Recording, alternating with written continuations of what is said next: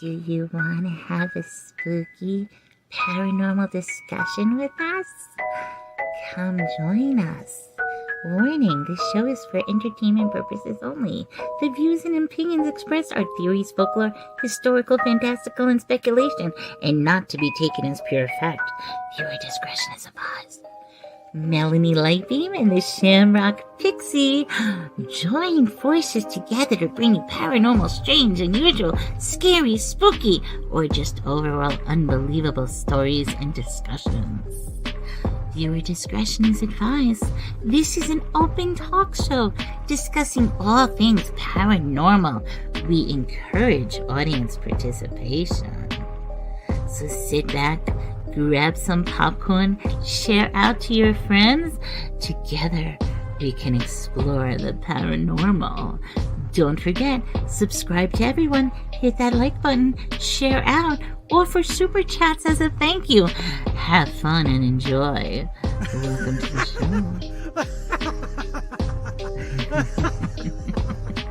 show. Enjoy the show.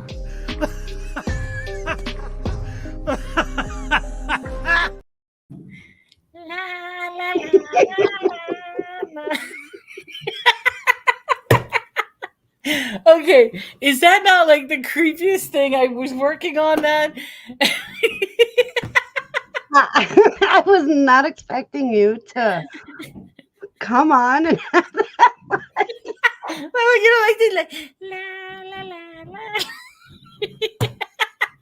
This is me we're talking about. Welcome. We're getting everybody coming in. This is our first introductory show. We've been back for a while. And Susanna's in the chat. So Susanna, if you want to come on, it's up to you, but we would love to have you. But here we go. So Susanna's in the chat. Who else do we have? See, she says, look, misses you bunches. We miss you too, girl. We do. Tammy's in the house. Hi, beautiful friends. Mommy is in the house. This should be good. And see, you know what it is? It's just our introductory. So we're gonna do this completely spontaneous. Am I? And this is my daughter. I am your spawn. I was spawned from you. And then there's Tommy. Hi, Bargain Effect. Des, introduce yourself. All right. Well, I am Des, aka the Shamrock Pixie, and I love paranormal. I love stories. I love all that kind of stuff. I gotta move my camera down a little bit here. I like that kind of stuff. So we're gonna do this, and I also do a mental health live safe place on Mondays on my channel. I think you're going to need some extra mental health after dealing with me. It's all positive mental health. I came back and I just want to do nothing but positive. Give positive quotes for the week. We're going to scare the hell out of everyone and then they could go on them. Right. There we go. That's a good plan. So now I have to do this. Disclaimer. Okay. So first of all, this is a paranormal show. Interesting enough, people actually was saying in regards to paranormal. Paranormal simply means outside of the norm, which cannot be scientifically explained phenomenon. So yes, most people contribute paranormal to like ghosts and spirits and psychic abilities and stuff like that. However, it also expands to anything. It could be talking about, now I can't say this word, the conspiring people's theories. So we call them people's theories or people's opinions. So exactly. There are people out there who have very strange views and opinions. So we're going to bring that to you. Now, what's going to happen is, and this is the disclaimer, there will be cases that perhaps some of what we say might be contradictory to what science says or what religion says or what culture says, society. So we just want everybody to have an open mind. I like to look things at so many different angles that it makes you question, like, what is the truth? Because remember, science is not necessarily the truth because they had to go through theory. They had to go through some sort of experimentation to come up with that. And it has been proven with so many different information and knowledge that theories can overturn and be different. So what you were taught long ago could be completely now. Or the interesting thing is what you were taught long ago, they're rewriting now, and it's a big people's opinion issue. Pretty much. So we might talk about that. But like I said, this is just an introductory. I will say this. We want audience participation tonight. So we want you guys to share stories, thoughts, whatever.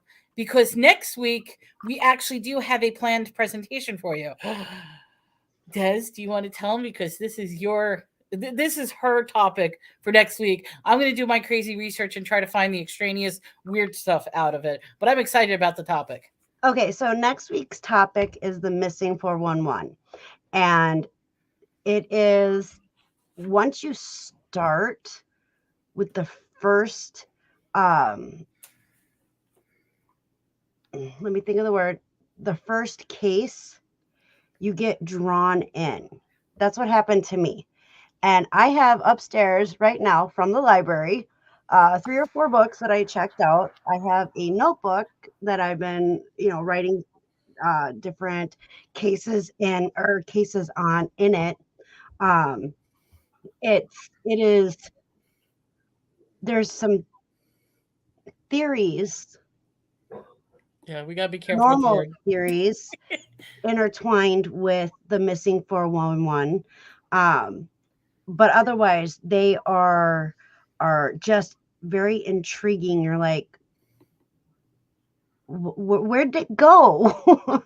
type stories. But we will definitely get into that next week. And there's like, in order for it to be a missing 411, it literally has to fall in boundaries that is set for the missing 411. I have the missing 411 on my clock twice a day. Now this is about cases of people disappearing. Missing people. It's really fascinating, and it draws you in. And I know it drew me in, and I'm like, I wouldn't say completely obsessed with it, but I love reading about it and seeing what I can pick up while I'm reading the stories or the cases. The dogs are growling, so I don't know if it sounds like a monster in the background because he's like, no, I don't hear it. Okay, I don't good. hear them. You might hear it later because they're barking, but you heard the bark, but they're like, do they not like the light? So yes, so that's going to be next week. We are going to be talking about the missing 411, and I'm excited about that. Today, we're going to randomly be talking about anything that comes to mind, as well as what you have to say. Now, Valerie pointed a very good, interesting thing, and I'm going to throw this question out for everyone because apparently there are 2. You could call them either Mandela effects, or you could call them rewriting history. But there is a big cluster of people that were always taught that the heart is on the left side. That's why during your Pledge of Allegiance, you take your right hand and put it over your heart on the left side. That is not what they're teaching right now. They are teaching that the heart is dead center in the middle. Which is interesting. I mean, I find that fascinating. But I also have a weird theory about this, and I want to hear what other people think about this, because my weird theory is, what if the next generation of children, their heart actually shifted and it's in the middle? Why would they be teaching that? What if that's actually the case of what's happening? So, like, I'm not saying this, but God forbid you're having a funeral and you're having someone who's like 80 years old versus someone who's 2 years old. And you check out where the position of the heart is. Wouldn't it be fascinating if the 80-year-olds have it on the left side and then the children now have it in the middle? Yes.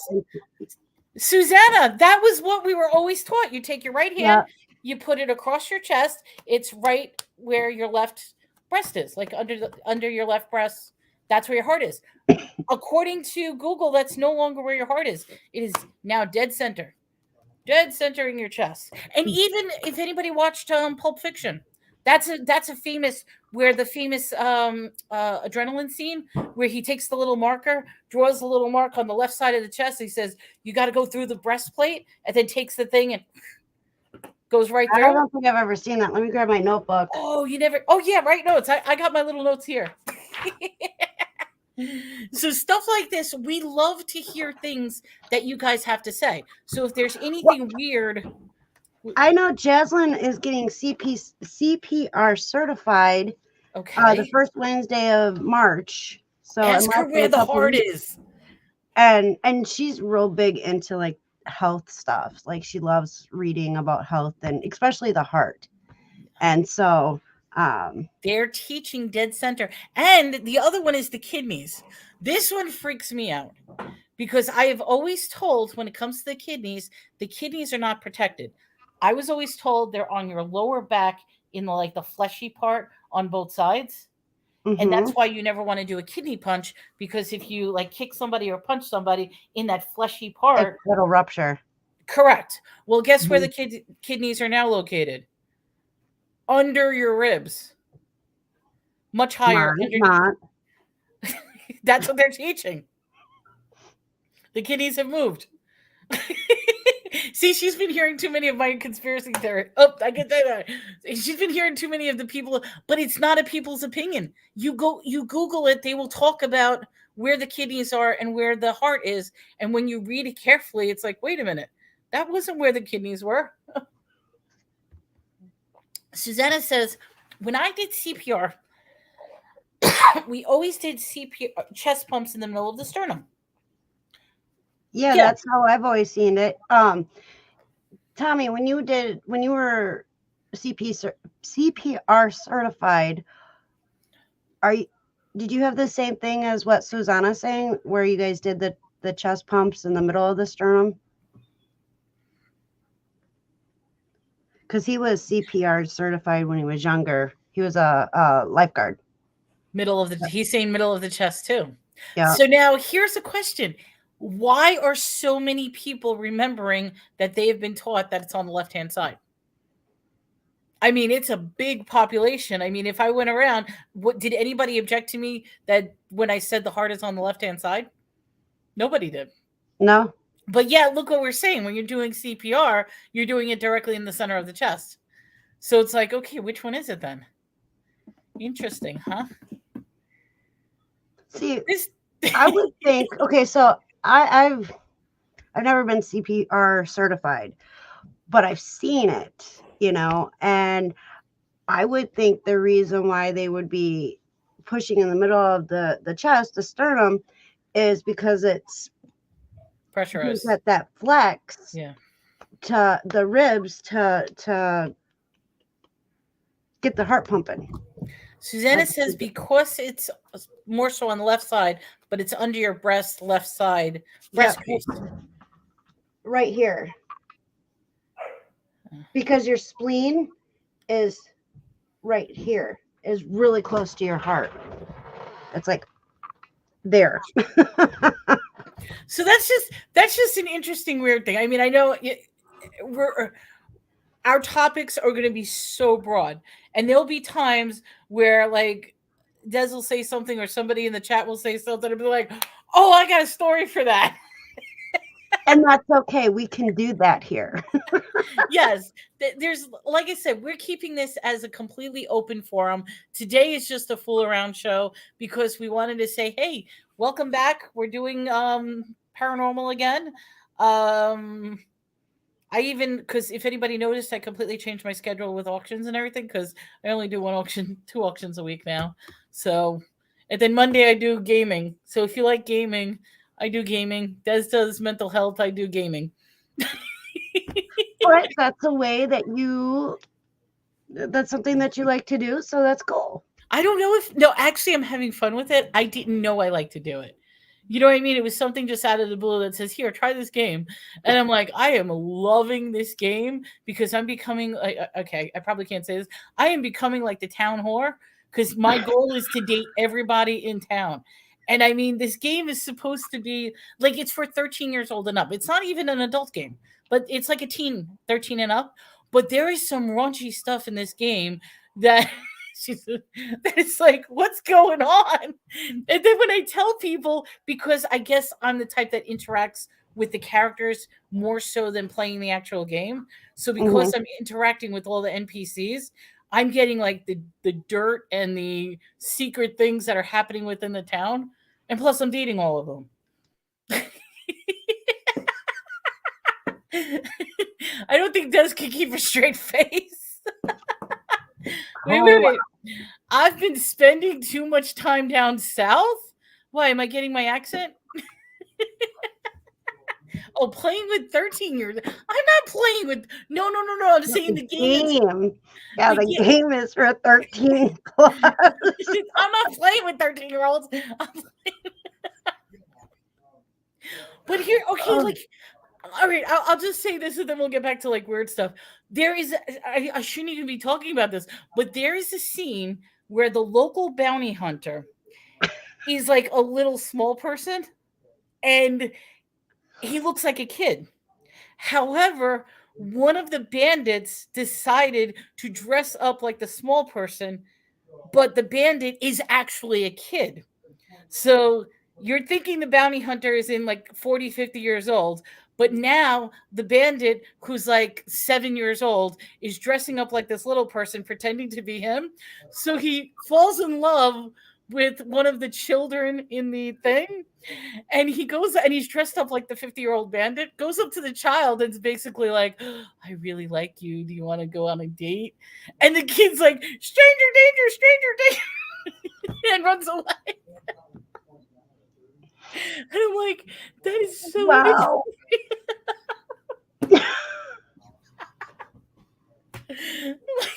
Susanna wants to know, did the bounty hunter die? The bounty hunter, the real bounty hunter ends up coming, and he's hilarious as anything because he literally is this little man. I'm trying to be nice. He's a little person, but he's a little person, and he goes around the town because they're trying to figure out how to get a hold of the bandit team. And they're trying to figure out like if people are stealing water or this and that. So he starts interviewing everybody. And one of his quests for interviews is he sends me on a journey to start talking to the animals because I'm supposed to interview the animals of Sandrock and find out if they know anything. So meantime, I go to a dog and I'm like, do you know where the bandit is? The dog looks at me like, woof. I'm like, oh, okay. So I go to the kitty cat and the kitty cat stared at me. Meow. But then I ended up okay, I'm sorry. We're talking about games and this is supposed to be paranormal spooky stuff. That is scary spooky stuff. Well, that was a little severe. But no, the bounty hunter didn't die. Right now he's on the quest that he ended up leaving the game because he's tracing the guy that he's looking for.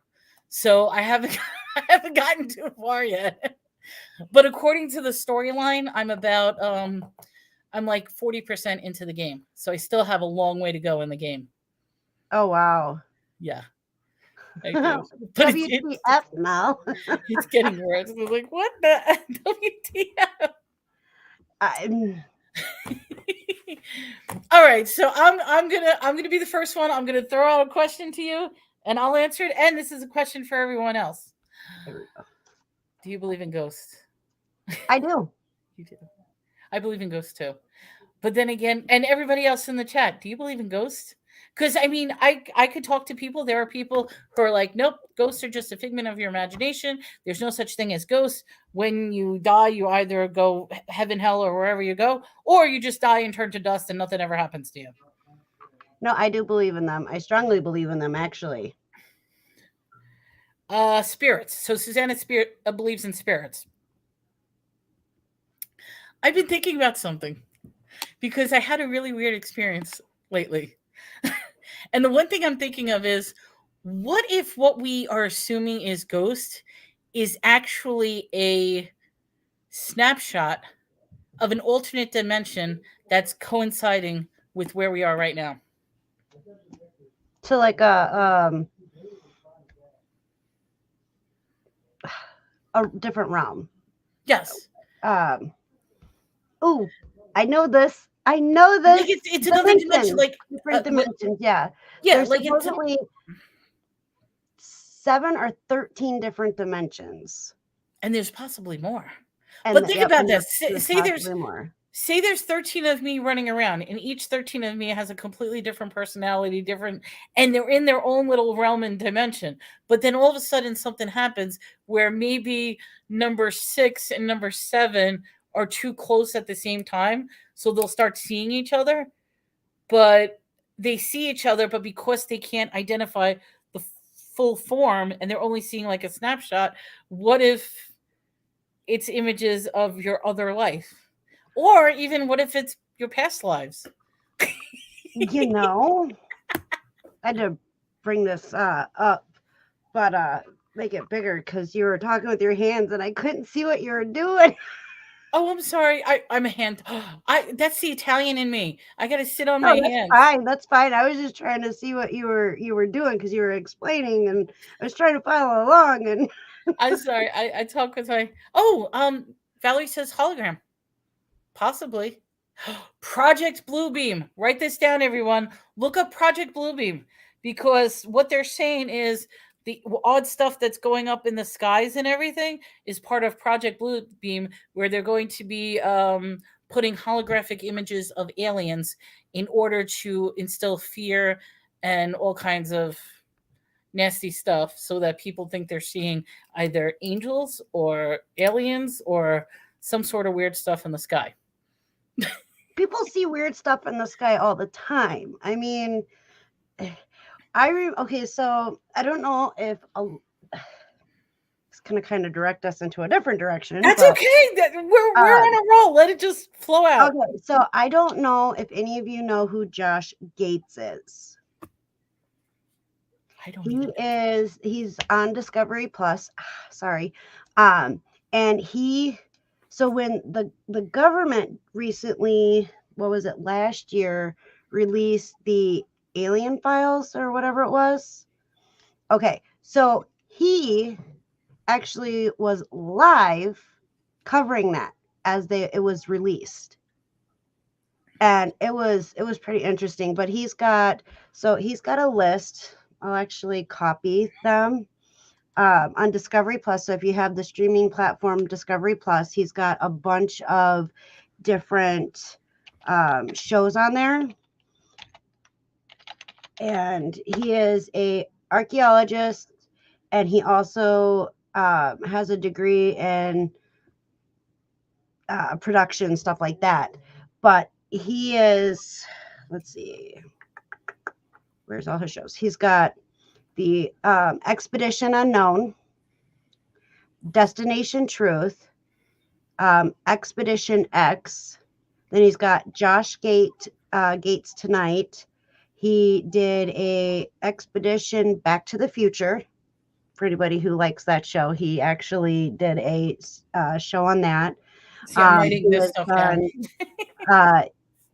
Expedition Unknown, Hunt for the Yeti, Legendary Locations, and I do recommend anything that has to do, or what he puts out there, because most shows that you watch that are kind of like this, they're always finding something. And it's like, so, and I'm probably going to get in trouble for this, but it's like some YouTubers who are always finding great stuff when they're outsourcing. This guy is like the rest of us, who doesn't always find what he's looking for, but he gets close. You know what I mean? And he's cute too. I can't say that. He is. He's good looking. You can say that. He's good looking. His voice to me, like, I listen to him, like, I put him on TV because Tommy and I have a TV in our room, and there are times where because his voice is so calming and he's so informational, and the stuff that he puts out is so intriguing. So I will put them on at night and we'll fall asleep and I'll wake up and he's still on the TV. But you learn a lot of things when you sleep. And so I'm learning a lot of stuff, rewatching his stuff. I mean, this is probably like the third time that I've started over from the beginning of his shows and rewatched them. See, I have to admit, as far as one of my favorite personality guys, his name is Giorgio Tsoukalakis. I think I'm pronouncing it right, but it's Giorgio. So he's the famous alien guy that has like the hair that goes up in this weird way, and he's like, aliens, they're all aliens. Tinfoil hat, or is it his actual hair? It's his actual hair. Okay. It's like it's a big puffy, and you can look him up. There's a whole bunch of memes on him, and he always blames the aliens. It's like, it's aliens. Everything revolves around aliens. But he did the whole documentary, The Aliens and whatever. So he's an interesting guy to look at. I personally like to hear conflicting views. So, like, for example, for astronomy, I love to listen to Neil deGrasse. I really do. He is the African-American who is so intelligent, but he is such a defender of NASA. And if you go against what NASA believes, it's almost comical to hear his teachings versus the opposite teachings. And that's one of the reasons why I like listening to him, because he's constantly changing his point of view about space. But if you really take it step by step, it makes no sense whatsoever. I'm trying, because you said you like the two different the clashing of views. Things. Right, the views. So Josh Gates actually has Expedition Unknown. And in fact, I'll put the other guy's name in too. So yeah, he has, and I believe it's the Expedition Unknown. It's where he sits at his desk. Tammy says she knows who you're talking about, but other people might not. So that's why we're just going to put it on the in the chat, so other people can look at him too. So he does with Jessica C and Phil Torres. They do the they actually go out and do the research. Now Phil, he is the scientist. He wants to the weird hair guy. So Phil is the scientist. He wants to debunk any type of paranormal or unexplained things. He wants to find a logical explanation why things are going on. Where Jessica, she is all about the paranormal. She studies paranormal. She loves paranormal. And when you talk about anything that could be haunted, she knows her stuff. And they are a phenomenal team together.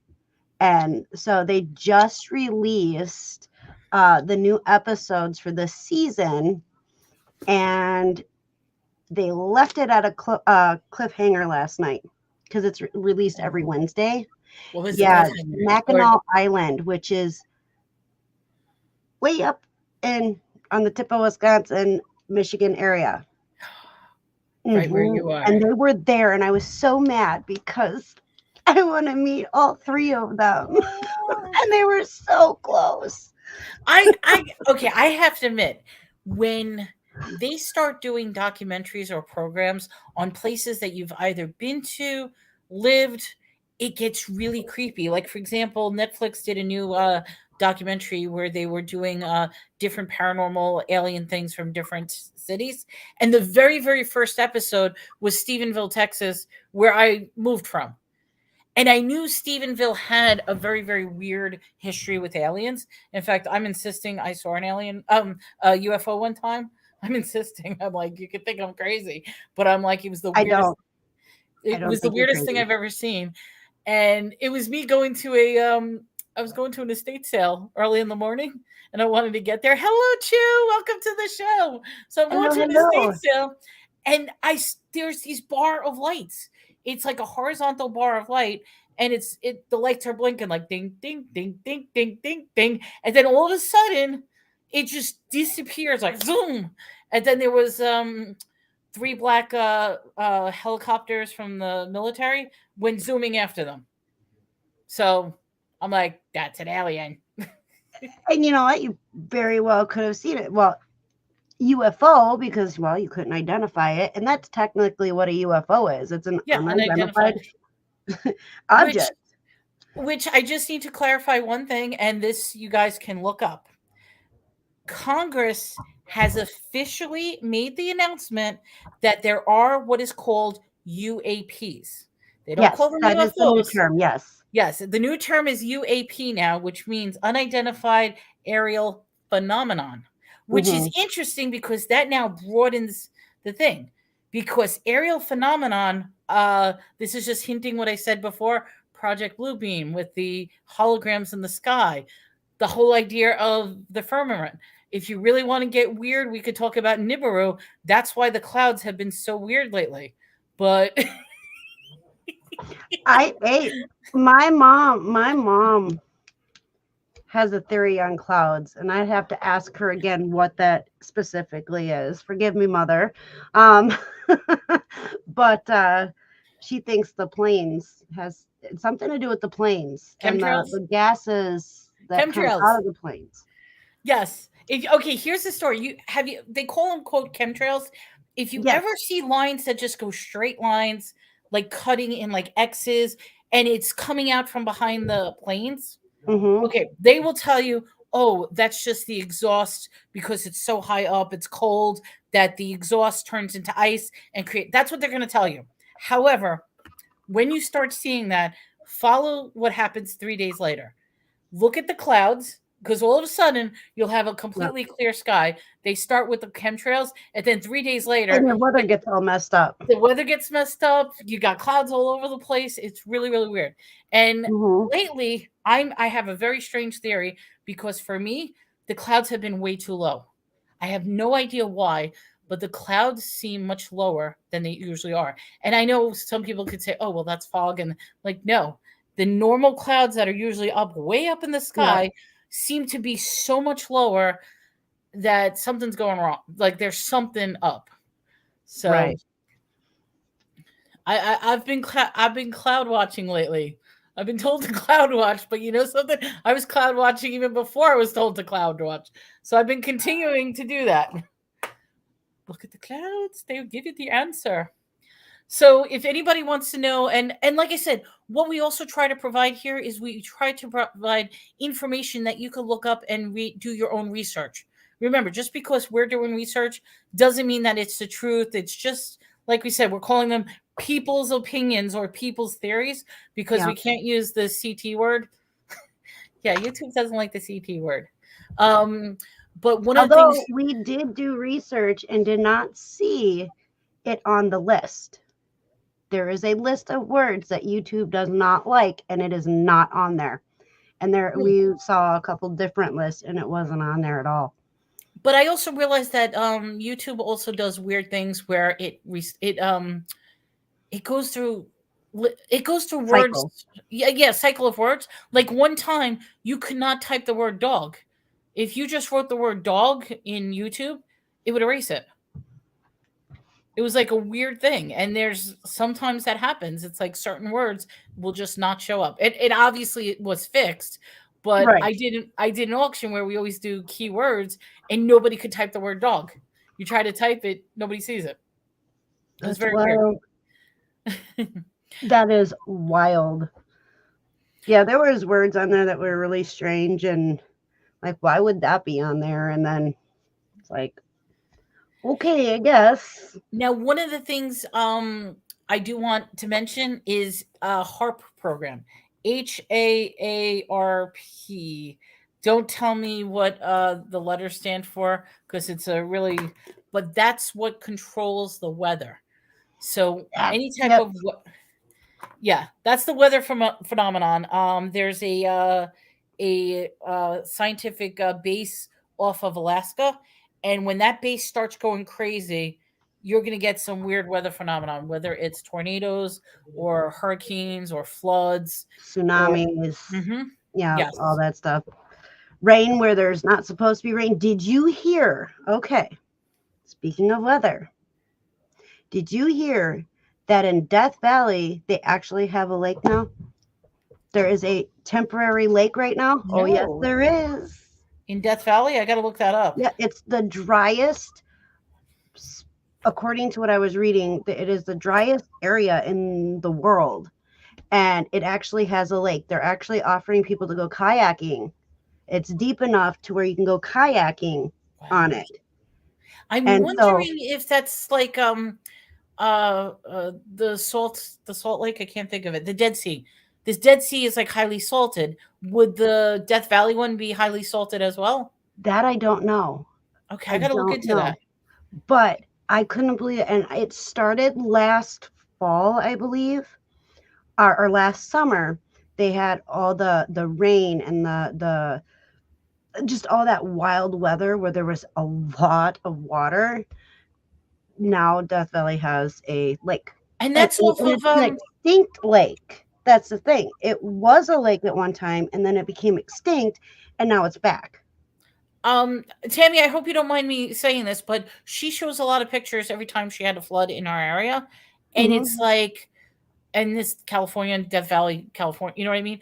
And one of the things that they've been all talking about, which is a very, very interesting thing that's happening in California right now, is people are moving out so quickly. Now you could say, oh, it's the cost of living, it's this, it's that. But even movie stars are selling their property like crazy. And there is a belief that either that California is going to have an earthquake or a tsunami or something, and it's just going to break off. They've been saying that for years, but with all the things that have been happening lately, I'm wondering if it's going to happen sooner than later. Okay, I actually pulled up. Oh, let me Death pull this Valley. up. Oh, is that the lake? This is a lake, and this was extinct. And Death Valley National Park is where it's at. And they're like right here, it says record rainfall creates lake in Death Valley, attracting tourists and kayakers. And they're calling it a temporary lake. Yeah. I would just love to go there and see just this. I don't want to go in the water. I don't do the water thing. Not very big on water. But swim. Yeah, I'm not a very strong swimmer, and I just recently learned how to swim. So, okay, here we go. Let me see if I can get this. Okay, let me get this so I can show you. All right, here we go. Oh, here, let me pull that up. Yep. So this is what it was in 2023, July 5th, 2023. This is a Badwater Basin. That is where this lake has formed or has come back from, however you want to word it. So July 5th, 2023, there was this. August 30th, 2023, there's the lake. February 14th, 2024, it's bigger. Yeah, it's getting bigger and bigger. And they said in Nevada,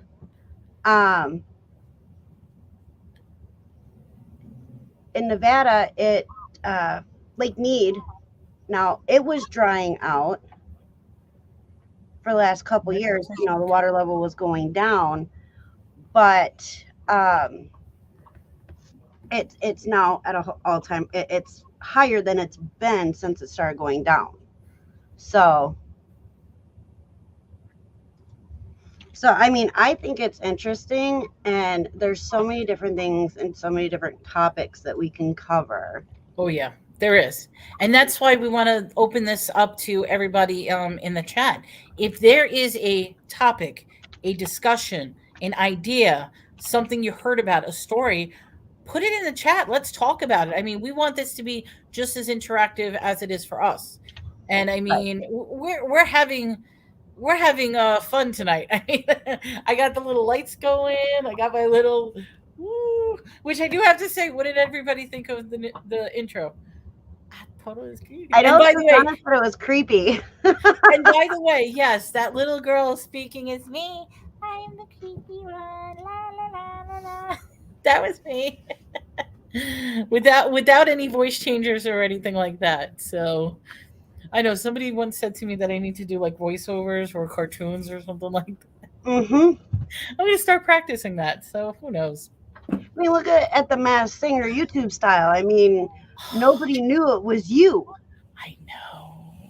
So I wish we could do that again, but there was so much drama with it. I mean, as far as with the licensing and stuff like that, the music I'm talking about. and that was because of something totally different. It did get worked out afterwards, but yeah, and it was actually cool in the end. So Yeah. even though it seemed like it was a lot of drama, it really wasn't once it was over and done with. And Tommy explained, what was going on, why this person's name was being said, and it had nothing to do with the Masked Singer YouTube style. I missed that. I still have some of my songs and stuff like that. Although I will say this is not really paranormal. I started doing some like other, and now I need to do a montage because I did one of the hardest songs that I could ever do because I can't rap. But "The End of the World as We Know It" by REM. Oh wow! I actually did that, and now what I'm doing is I'm making a video where I'm putting like tragic things and stuff like that. It's the end of the world. That's how I like to look at it. I feel fine. You should do that, right?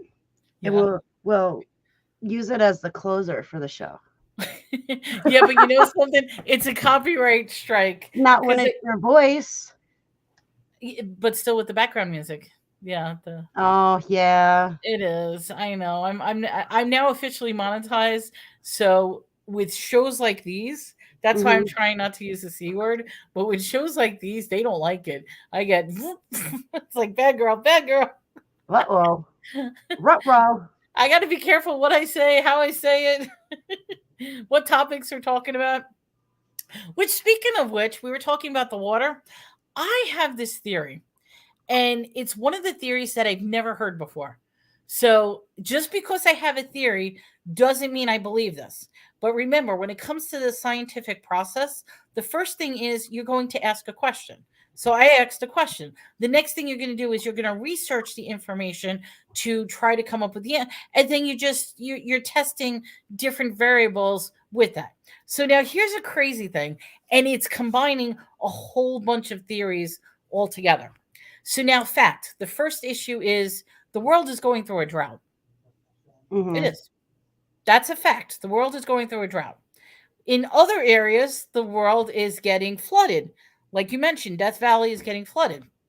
Yeah. So that's issue number one. Issue number two is, what is the shape of the earth? And is it really round, flat? Do we have a dome? Do we not have a dome? And do we have an upside down, flipped up world? And the reason I say that is because when you look at various cultures, they talk about how we're actually on a turtle, a gigantic turtle, and we're on the back, and the dome is over, and then underneath is the life of the turtle. There's a whole interesting theory about that. All right, so that's not necessarily fact, but the fact is there's different theories on what is the shape of the earth, because we really don't know what the true shape is. Or yet people will say, we know what it is. It's a globe. Well, there's people that don't believe it's a globe. So my question is this, and I'm going back to biblical view of water.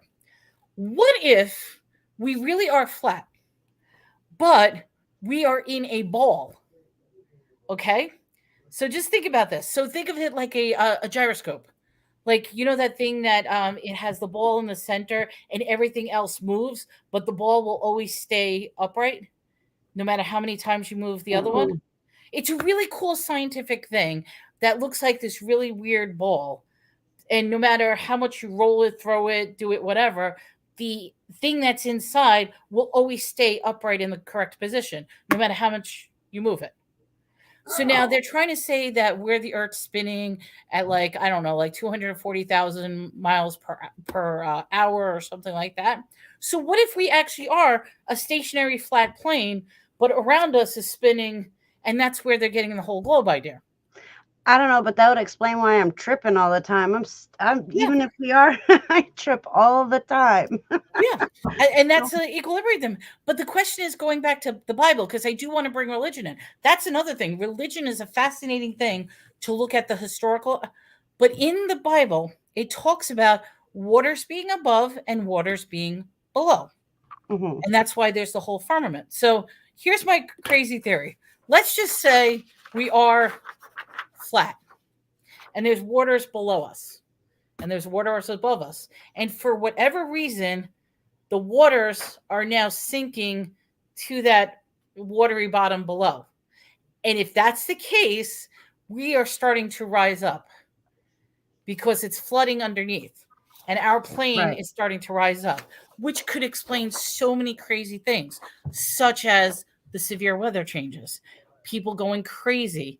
It could explain why I'm seeing clouds shorter than, like, it's an altitude thing. And you can't say, well, the altitude stays the same. No, because if you're on the plane, altitude is always going to be from where sea level is to going up. That's altitude. So what happens if this entire plane is now rising up? Sea level is still going to be wherever that plane begins and ends. You know what I mean? So that's one of my crazy theories.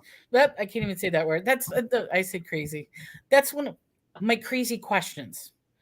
Is that where the water is going? Is the water is going below us, which instead of the Earth having a molten lava core, it actually has a water core. Because they're always talking about Yellowstone going to be blowing up, that the volcano is going to be blowing up. But what's at Yellowstone? Geysers, water. You have Old Faithful, which just shoots up water.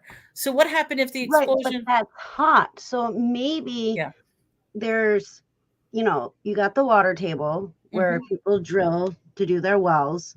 And then maybe there's another layer. I used to remember all this too.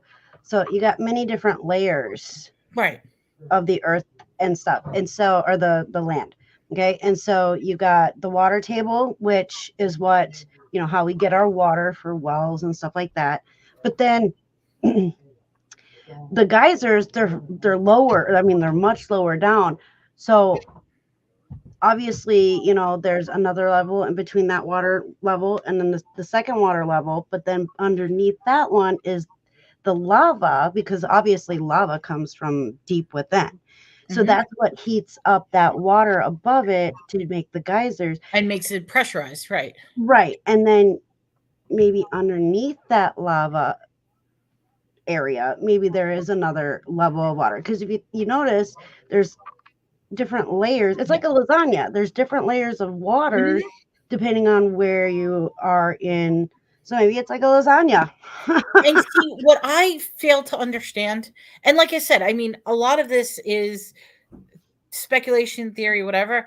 I have a lot of trouble understanding when they map out the ocean, because they're always saying that they're exploring space. I think we should be exploring the ocean more than anything else, because there is some weird stuff happening in the ocean. But one of the things is, if you ever look at a video of where the Titanic sank, and I'm pointing that one out because that's an actual ship that actually sank. There is a size chart of how far the Titanic is actually down. And the question I have is, if you were to take that distance of where the Titanic sank and say, put it in the middle of Oklahoma and drill down that exact same distance, to me, it doesn't make sense. It's crazy when you look at the numbers compared to how far Titanic is down in the ocean compared to how far we could drill land. And I know that probably makes no sense whatsoever, but okay, so I pulled up a map of the Titanic bound submergible went missing with 5 people inside. So that's the one that I found. So the Statue of Liberty is 305 feet. Yeah, that's The exactly what Chrysler building is 1,046 feet. It might probably be better if I just showed the sure. picture. That's what you're looking at is exactly what I'm talking about, where they actually show the size. Because for me, this is so hard to comprehend when you compare it to land versus water. Like to me, Right. it doesn't make sense. So they're So saying, okay, so like this is the surface of the water. Okay. And I'm like trying to show with my finger. So like here, the Statue of Liberty, 305 feet. The Chrysler building is 1,046 feet. Make that a little bigger. Yeah. This, I don't know what this is. What does it say? Taipei? Yeah, 101. I'm not too sure what that is. I know what the Burj Khalifa is. That's that big in why do I want to say Doha, but it's not Doha. Delhi. That new okay, I know. I know what that is. It's a big beautiful tower. But okay. So then, and it goes down here, and then, US Navy submarines as deep as 4,265 feet. The Grand Canyon, if in the water, would be, 6,000 feet. And then here's the Titanic, 12,415 feet. Which is basically 2 times the depth of the Grand Canyon. So just imagine, like, if you're standing on top of the Grand Canyon, you're looking straight down, and then all of a sudden, you're going to look even further down the same distance from where the bottom of the Grand Canyon is to where you're standing. You're not going to double it. And you're still on land. Right. So where's and I wonder if it's the water that's causing the pressure, and with the Grand Canyon, it's open. Right. So, yeah, and there's people that live down in the bottom of the Grand Canyon. Tribes. Well, we could have an entire show on the Grand Canyon because I'm just going to throw these crazy people ideas out, okay? And you guys could do your own research. The first crazy idea is that there's all Egyptian hieroglyphics and art and pyramids in the Grand Canyon, including sphinxes. So the Great Sphinx that's in Egypt. Okay, that's crazy theory number 1. Crazy theory number 2, and this gets really weird, is that there is a direct portal from the Grand Canyon to Africa. You haven't heard that one. That one is. I remember growing up where the older generation would be like, "Don't dig too far. You're gonna dig to China." Yes, I remember that too. Well, if you go based on like the Bermuda Triangle, there's actually a couple different Bermuda Triangles, by the way. There's one by Alaska, one in Florida, or right off the coast of Florida, and then you have the one in between Japan and China. Mm-hmm. And I think there's another one, but I don't remember where that one is. But those are the 3 that I remember. I watch a lot of TV at night that has to do with this kind of stuff. There's nothing wrong with that. And like I said, it's people's theories. It's different ideas. It's broadening your horizons. So, hello, Pages, Films, and Plastic. Welcome to the show. And we should do a Bermuda Triangle show because when I was younger, I actually played on a beach that was at the time classified as one of the corners of the Bermuda Triangle in Florida. Now you look at the Bermuda Triangle and it's moved. It moved, yes. It moved. Welcome, Landshark Picker. How are you today? Hello.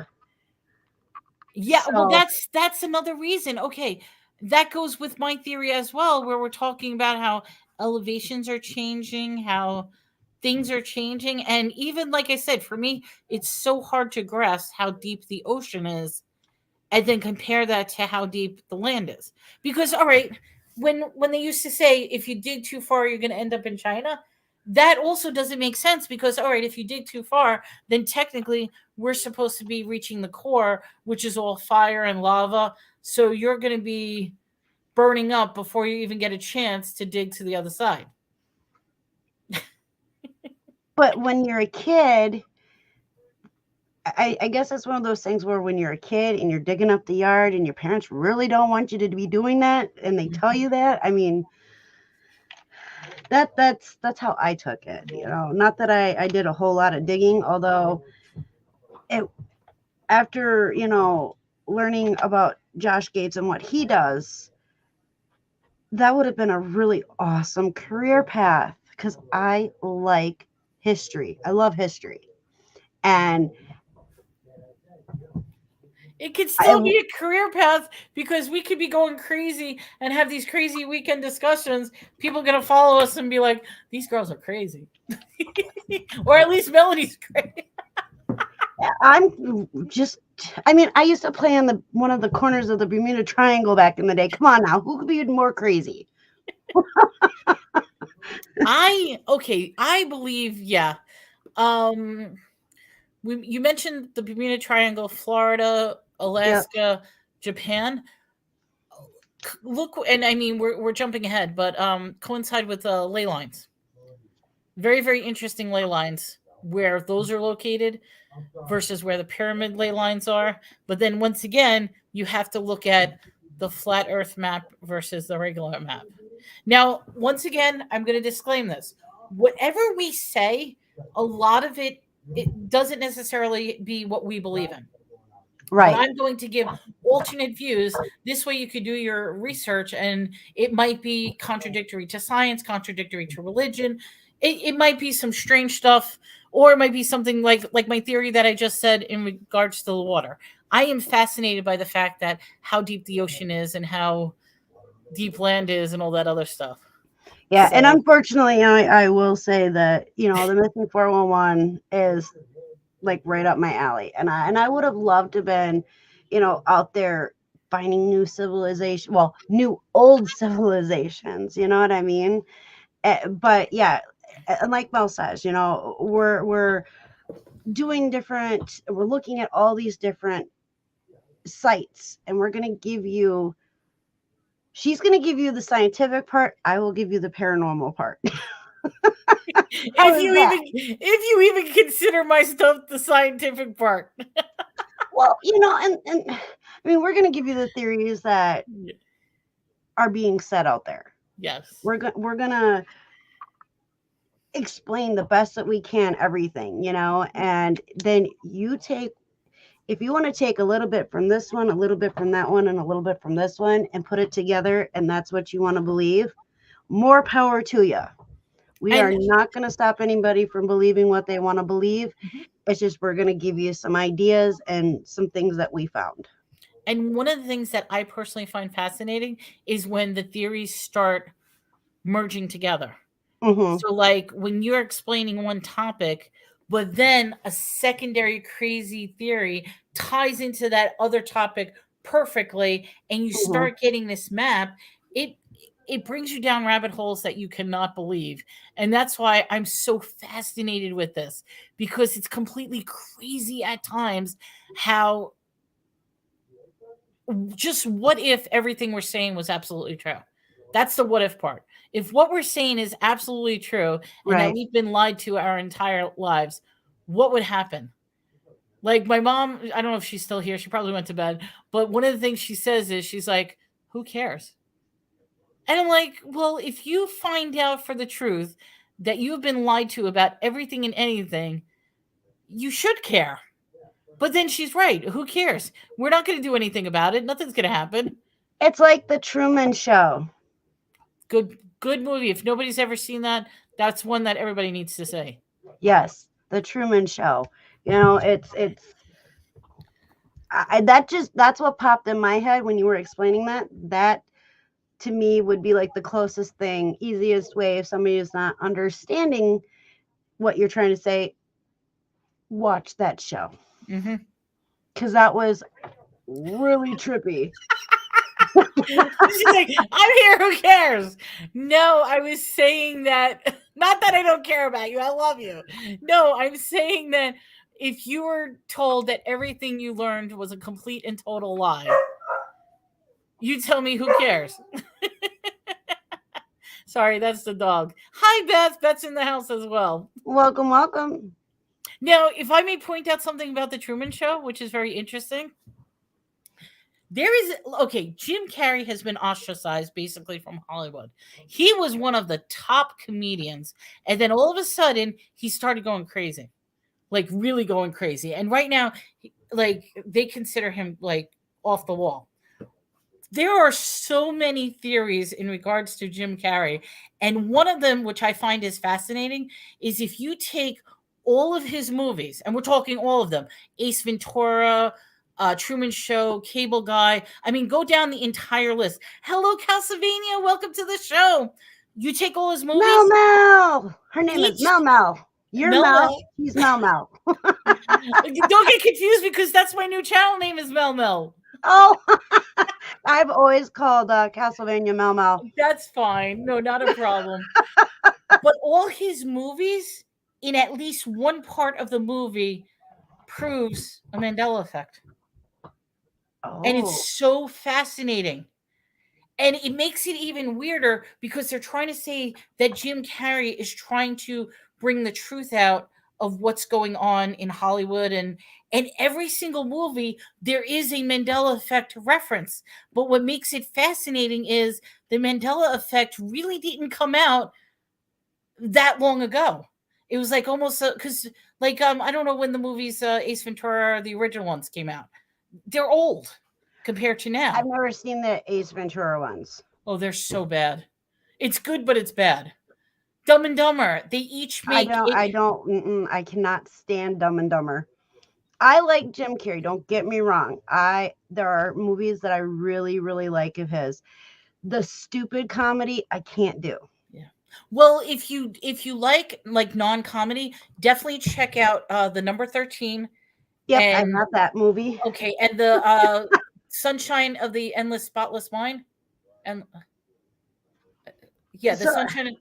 That's a brilliant one, and that's with Kate Winslet from Titanic. Okay, yeah. See, and it's not all the stupid comedy because I think he's hilarious. Mm-hmm. It's just when it's like too much, I can't do it. I can't do it. And if you haven't seen Tommy's Alley, and I am sorry. Let me write this movie down. Eternal Sunshine of the Spotless Mind. If you haven't seen that, Des, that is a very, very interesting movie for mental health as well. It is a drama. It's not a comedy. It's not a stupid comedy at all. It really is one of his best movies as far as drama acting. Mm-hmm. But it's Eternal Sunshine of the Spotless Mind is Jim Carrey. Now, the second Jim Carrey people's opinion is that, and I'm not trying to get political here, but there are people that are saying that Jim Carrey is actually Biden's body double. Yeah, I don't see that. You don't see. There's some interesting videos which may or may not prove it. But that is a weird movie. It's a weird movie, but it's very good on mental health. Basically, it's a love story where they try to forget about each other. Okay. And you can't forget about true love. So it's a real, but it's a little confusing. They basically go to the hospital in order to get their mind to erase about each other. Oh, I think I might have seen it, but and they end up coming back together. Yeah, I'll see if the library has it because I know I don't have that one. Wait. Paige says I gotta put this. In my case, I see zero comedy with Mr. I love Mr. Bean. I really do. 100% agree with him. I do that kind of comedy. I don't feel it or find it humorous. And if anybody doesn't know, Mr. Bean is Rowan Atkinson, and he's a British silent film thing. Oh, Destina just doesn't remember it. So I will watch it again just to double check to make sure. See, and Susanna loves Mr. Bean. See, I'm on the I love Mr. Bean side. And see, that's the beauty of it, is that we can have conflicting opinions, conflicting preferences or likes, but the object is to intellectually talk about it without fighting and without hatred. And I think that's Right. part of the problem with today's society, is that they're so quick that if you don't agree with me, I'm going to block you, I'm going to ostracize you. No, it's not about that. If you have a difference of opinions, then share in the knowledge as far Right. as why you have those differences. Land Shark's like, British humor is so different. It It is, but a lot of American humor is not right either. So they're Yeah. kind of on the same level. I mean, does anybody remember the old Benny Hinn with the running and that's old. The That was like red green or whatever that is, or red green. What? yeah, okay, say the name again. That's what popped in my head was like red green. Benny Hill. Benny. Yeah, not Benny Hinn, Benny Hill. Okay. Yes. I wrote that down. Yeah, that's who I was saying, Benny Hill. And I just wanted to laugh because Benny Hinn is the preacher evangelist. So, but Benny Hill is like with the. Let's see here. Let me So look. it's similar to like Three Stooges. It's that silent comedy sort of British humor. Laurel and Hardy. These are Susanna. You're naming all the great Laurel Hardy, Three Stooges, Abbott and Costello. Oh God, what? Who's on first? Who's on first is Abbott and Costello. Yes, I love that one. Who's on? In fact, the Three Stooges I do like. I'm actually named after a Abbott and Costello movie. Are you really? Yeah, well, okay, Mom, I'm sorry. I'm going to just make a point. The movie is Time of Their Lives. And basically, Abbott and Costello, they are Civil War patriots or whatever. And they get mistaken that they're on the wrong side during the Civil War or whatever. And they get thrown in a well and they die. So what they need to do is, in order to get to heaven, they need to prove that they weren't on the bad side. And it just so happens that they had a letter from George Washington that says that they're good people. Well, there's a seance in the middle where they're trying to call the ghost, and the name is Melody. That's what Beth's saying, Melody. But my mom heard Melanie. So during the seance, it's like Melanie. But the name was Melody. But she liked Melanie better. So that's how I got named, was from that movie. Who is on first? Yes. And what's on second? What is it? He's on third. I can't even remember that one. I have it on a record. I just don't know where exactly it's at, but I have that on a record. I want to say they don't. And Abbott and Costello was one of those people that was intelligent about their comedy. There's this whole thing about the math one, where they're adding up math depending on how you add it. And the math is completely wrong, but he proves why it's right. And it leaves you thinking like, wait a minute, how did you just do that math? Because he's showing you exactly his work. And it's, Pages says Twilight Zone, number one series. Now, here's a question. The original or the new one or both of them? Because they did the modern day Twilight Zone as well. I like the older one. With Rod Sterling? But with all fairness, I have not seen the new stuff. There is, I probably shouldn't talk about this, but it's such an interesting episode. And he likes the original. With the new one, there's one episode that really stands out to me, and it was a time travel episode. And basically the episode was, she was a maid that was taking care of a child during pre-World War II. So she's taking care of this child in Germany. And she goes back in time because that child is going to be a certain dictator in 1942 that's going to cause World War II. So what she goes back in time is to kill the child. The problem is it was her actions that actually caused that 1942. And it brings a question of time travel where the whole paradox of time is, if something happens, it was actually meant to be because the time travel already changed the history to make the future. But yeah, Right. he just says 1960. One Step Beyond? I don't know what that is. Wait, surprised you even know what a record is? Hey, we it's a round thing that spins. These are 45s. My bigger records are in storage right now with my record player. Correct. Well, okay, I will say this, and I mean, it's not an insult. I am getting tired of the fact that I go to, there's a casino I have some fun with. I have a fight every week because they give me a free gift once a week. When I walk in, I get a fight with the security guard because he has to see my ID. And I look at him and I'm like, you really think I'm younger than 21 years old? And he's like, you look young, ma'am. I need to see your ID. And he does this every week. Memorize your address. So I guess that's another. Oh, and I have a weird theory about that. You ready for this? The weird theory is I believe that time is slowing down. And because time is slowing down, we are aging slower than we actually are. That's why if you look back in the 70s and 60s, like your football players, your soccer, like your sports players, your baseball, they look so old for a 20-year-old. They look like they're in their 40s. Same thing with the actors and actresses. Edict and Archie Bunker. You would have thought that they were in their late 70s or 80s. But that could be makeup too, makeup and special effects. But not the sports people. Yeah, not when they no.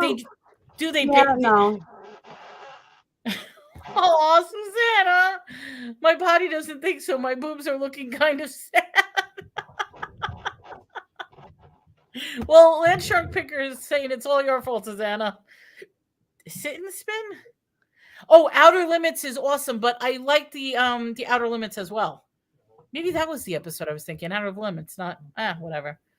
As long as they aren't long, you're okay. What's that song? Do your boobs hang low? Can you tie them to a troke? They drink the juice.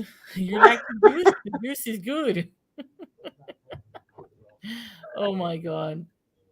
But yeah, the aging is so different from back then till now. And it always made me wonder, like, why did they look so much older then compared to? Well, here's maybe an idea. Back then, they worked very, very, very hard. Things were not easy like they are now. Okay. So they literally were working themselves to death. Unalive. Oh yeah, I can't use the word death. We gotta say unalive. Yeah. So they were unaliving earlier in life. And now people are living, I mean, because I know, like, in the Bible, it says people used to live for hundreds of years or something. No, you're right. Exactly, but then, we got to a point where people were not living as long. And now we have people who are living longer again. Mm-hmm. And so it's like a roller coaster. So now here's also a question about that, just to defend a couple of theories. There's the one theory that the reason that people lived so long back then was because time was not the same time structure as now. Like, for example, rather than a year being 365 days, what would happen if a year is nothing more than a season of being, say, 3 months? So that would mean every year is actually 4 years, since there's 4 different seasons. It's quarterly. So for every year, you're actually 4 years. When you're 2 years old, you're 8 years. When you're 3, you know what I mean? Yeah, that's one view. Then there's the other view. Too much math. Then there's the other view that it's not that they were human, it's that they were different races. And if we start talking about the belief of the various races of the UFOs, because there's the belief, there's the Anunnaki, there are the Greys, there are I'm sorry? Star Trek. Star Trek. There's the lizard people, there's the Greys. I mean, there's all these different supposed races out there. Mm-hmm. And when I say races, they all lived, because I mean, there's the whole thing with the Sumerians. The Sumerians, according to their the Sumerian books, their emperor was ruling for 16,000 years. 16,000 years was their emperor. And then it talks about the I believe there's like 7 different emperors, and each emperor was multi-thousand years. Like one was 32,000 years. Like a vampire. Lizard people, Land of the Lost. I remember Land of the Lost. That was a good series too. Mr. Pages, Films and Plastics, said, my opinion, yep. Time is flying. In a blink of an eye, years pass by like a freight train. But that's just it. What if it actually is? But no, I'm saying it's slowing down, not speeding up. No. Yeah, it's if it's going fast, then we're younger. If it's going slow, we're older. Right? Whatever. I just think there's a time dilation. I really do. Susanna wants to talk about pasta heads. Pastafarianism. I love that topic. That is a topic we got to talk about at some point. But yeah, lizard people. They believe that there's the whole thing that the lizard people is Hollywood, and they are trying to steal, kidnap people so that they can drink the adrenochrome, and they could drink the blood and make themselves live longer. There's that whole lizard people thing. But yes, Pastafarianism is a religion that believes that God is a big bowl of spaghetti and meatballs, and you have to wear a colander on your head. That's why I said earlier when you told me that you need to wear a colander on your head to get one with your spaghetti and meatball God. Okay, mine is in defense. I was protecting my hair from bats. Not thinking. I wasn't trying to tell people that story, but when you mentioned that, I said Pastafarianism. That's funny. It is funny. I love the pasta heads. I really do.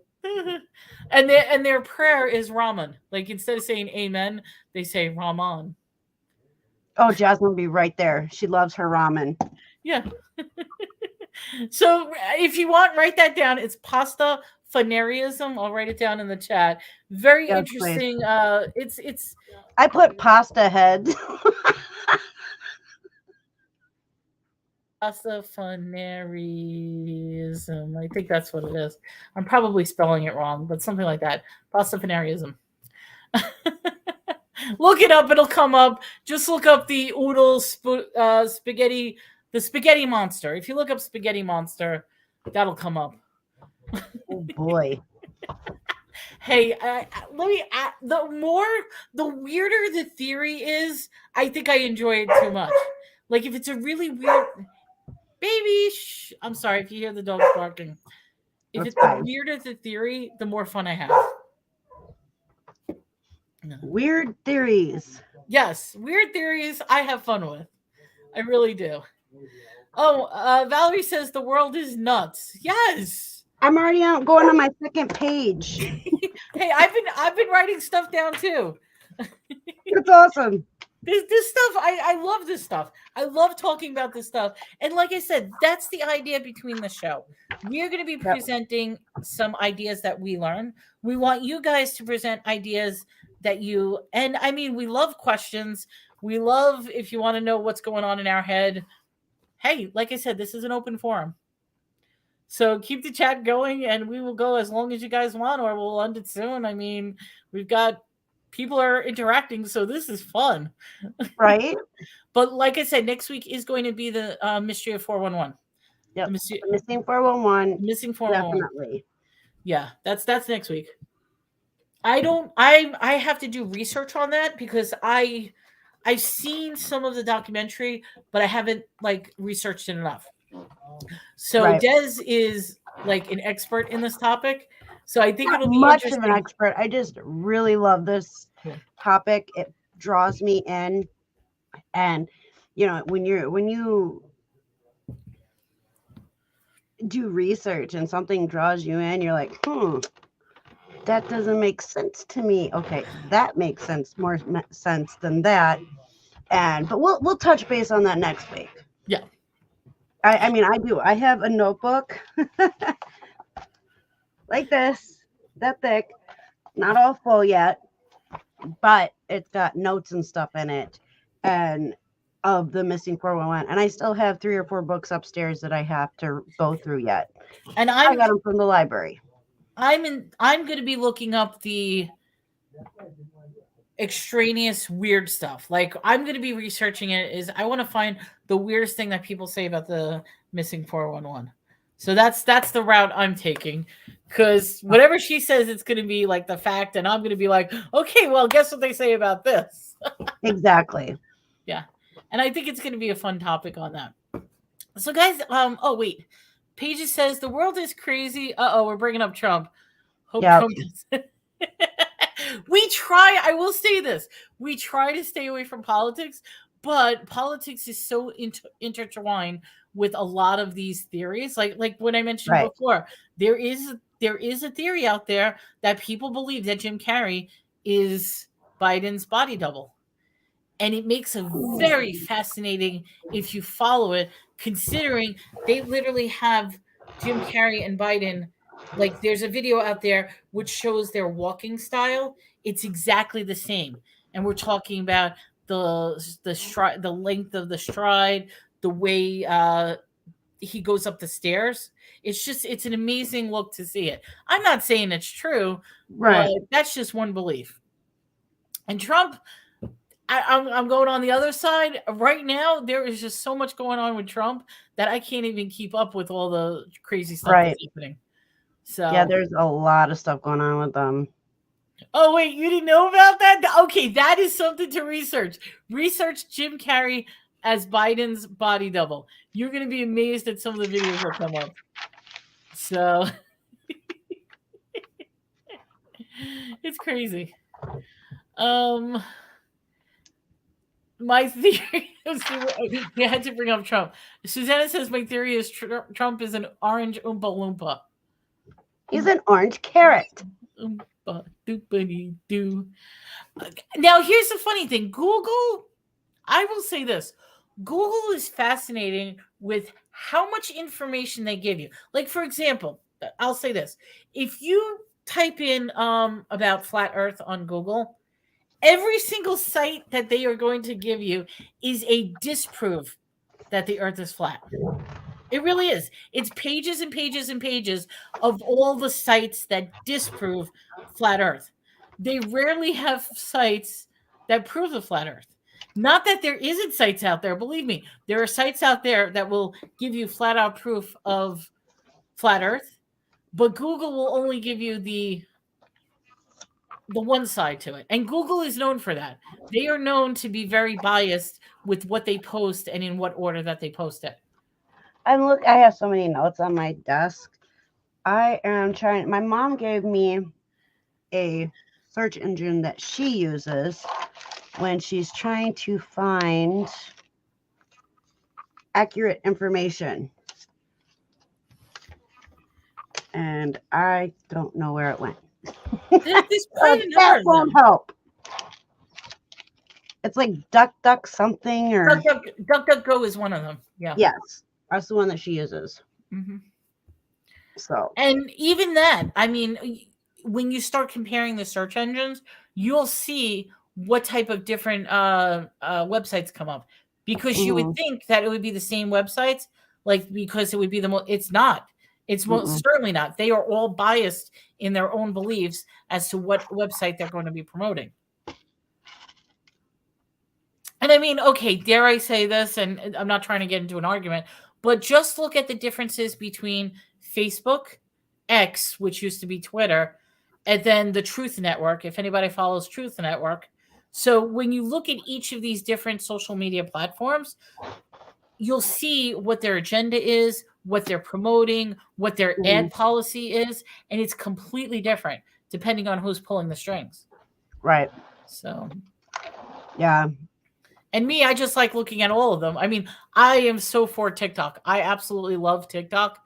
Like, that is a mess of things that you will find information about. But TikTok is instant. It's like instantaneous, and it takes a very long time for them to remove things off TikTok. That's one of the reasons I like TikTok. Mr. Pages, we are. He says we should do a show about ghosts and spirits. We are. Remember, this was just an introductory show. Next week's show about the missing 411, we can tie into ghosts and spirits about that, because it's an interesting theory as to why these people are missing. But, something we can take that into consideration and absolutely do a ghost show, because I'm telling you, I've got some weird ghost stories that I could share personal experience. If anybody saw my video that I did last week, I probably should have died. I definitely should have died. That was crazy, and I'm so glad you're okay. Yes. That was crazy. I think in one timeline I died already, so now I'm alive. But if just the gist of the story, I was on the road, and I see this guy on the side of the road, which of course freaked me out. And in like a silence, he points down the road, and I turned my head looking down the road, and sure enough, it was a car that crashed into an 18-wheeler, and or the 18-wheeler crashed into the car. It caused the car to like ricochet up, and it was coming towards me right through the divider because it was the opposite direction. And then all of a sudden, the car just stops, like somebody just plucked the car, does a 180, and just puts it down nicely, where that car should have rammed right into me through the divider. And then I look back at the guy that pointed to the accident that just happened. It turns out it's now the guy that's in the car that was in the car. That's what freaked me the hell out. So, how about dimensions / near unalived experiences? Yes. That's and how they might be connected. Here, let me write these down. So we want ghost spirits. Got it. You wrote it already? Yes, I did. Near death. Well, I got notes too. We're gonna do. Pages. It was spooky. I'm telling you, I was so uneasy after that happened, and I'm like, this is weird. Like, I felt so uneasy afterwards, and I'm like, that guy was in the car. And it didn't make sense to begin with, because I get annoyed when people are walking on highways, and I'm surrounded by highways. I mean, where I drive, everything is a highway. So here, Valerie lived in a haunted house. It wasn't with me though. I wasn't. That was when she was a kid, but she lived in a haunted house. I lived in a few of those. Yeah. So I felt really uneasy. And I mean, people get in tuned with like certain oddities. And I bet everybody has some sort of experience where you've been to a place and it might have felt creepy or cold, or you just had an uneasy feeling, or you feel like you shouldn't have been here or something like that. So those are stories I would be interested in. That's laughing. Just completely laugh. But yes, we'll have topics about that. How about you? You've lived in a haunted house? It's scary. Quite a few of them since I was little. Actually, probably since I was born. My grandfather's house has ghosts. And this is in Florida, Orlando, Florida. And we had one growing up that we refer to as the cowboy. Now, my grandfather's house had trouser floors. My aunt actually owns the house now. She bought it, and he has trouser floors. They have trouser floors, and absolutely love trouser floors. I think they're very beautiful. We got 2 comments we have to read. We're going to read both of these. And hearing cowboy boots on the trouser floor, that's when you knew he was around. There was also a little girl that was in the house that my mom used to think it was me when we were off visiting other family. She'd be sitting there, and the little girl would run from my grandpa's room to my room, because we ended up living with my grandpa for a while. And she would constantly yell, "Destiny, get back to bed." And then she'd be like, She's not even here. It's like, okay, little girl, get back to bed. Get back to bed. Okay, two comments to read. First pages. Okay. He says, I've never seen a ghost, but I would really love to. Well, who knows if I've seen one and not realize it. Good point. Because I even said that as well. Like sometimes I'll see things and it's like, all right, is that like real or not? I mean, is that bad to say? Because sometimes things are just so like, okay, I call the local homeless people, I know this is bad to say, I call them zombies. And I always say, be careful of the zombies. Because I live near an elevated highway and they'll hang out underneath the highway because that's where they put their tents up and stuff like that. And it's like, you got to be careful because they're so strung out on drugs. And then in the middle of the night, they'll just simply walk in the middle of the road, not even realizing because they're strung out. They're zombies to me. So in my head, it's like, what if they're really ghosts and they're not homeless people? Like, you know what I mean? It's like a lost soul. And I mean, what if that's what a homeless, like, you know what I mean? Right. And I think like it's very possible to like, maybe it is a full, how you would see me in person or I see you in person, right? Spirit or ghost. But most of the time, there's always a tall tale sign that it is a ghost or a spirit. Now, I would love to hear that. I want to hear that, but I just want to read this. Susanna says, I'm sitting here on the couch on my iPad. Everything is dark. Here, wait. Everything is dark and creepy except for my fireplace is on. I'm listening to you guys and I keep looking over my shoulder. You're getting scared. I think you're going to hear like the tapping or the scratching, or you're going to hear the house move with like the wood and everything. It gets all creepy. And then Pages is like, Susanna, don't look over your shoulder. Look under your couch. Boom. Oh my God. What are, I'm curious, what are the telltale signs that it's a spirit or a ghost? Usually they're not, you can see through. Now this varies from person to person, from theory to theory. But like eyes are not always clear.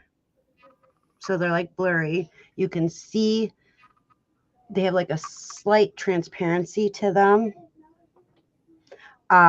Sometimes they'll appear and only half of them will appear. The other half is not there. And then, I mean, there's so many different ways. I've told this story in the past. I am insisting that my former job was haunted, and I come to find out later on that it was actually built on an old cemetery, and then they moved the cemetery, and that place creeped me out because I would have to open and close the place by myself, and it would be like it was just a creepy place. But anytime I saw a quote ghost that I believe was definitely a ghost, it was a full figure. Like I could hear them, I could see them, never touching because you don't just touch customers, but it's like some of these stories were creepy. And the worst part was that I would have to open the store at 4 a.m. in the morning, and like it's dark out, it's in the middle of nowhere. And I dreaded, this is what I dreaded, was when I pulled up to work and the lights were on. Because they were automatic lights, they would automatically shut off. If there was any movement in the building, the lights would be on. That freaked me out because then I would go in, open up the door, and I'll be like, okay, I'm here. Everything's okay. And what the weird thing is, what is the figure behind me? It's a mushroom. It's my psychedelic mushroom. But I would say, I'm here. Everything's okay. And I swear I would hear like little boys and girls playing in the toy aisle, and they would be running, and you hear like the ball bouncing and stuff like that. That freaks me out so much. And I always found balls all over the store. Like they always took the balls out of the bin and rolled them all over the place. Oh, wow. You're trying to scare me? Oh, let me tell you something. If I'm like watching this this playback or something like that, and I start seeing something evil or wicked behind me, that it would freak me the hell out. It really would. Susanna says, I worked for a job for 5 years.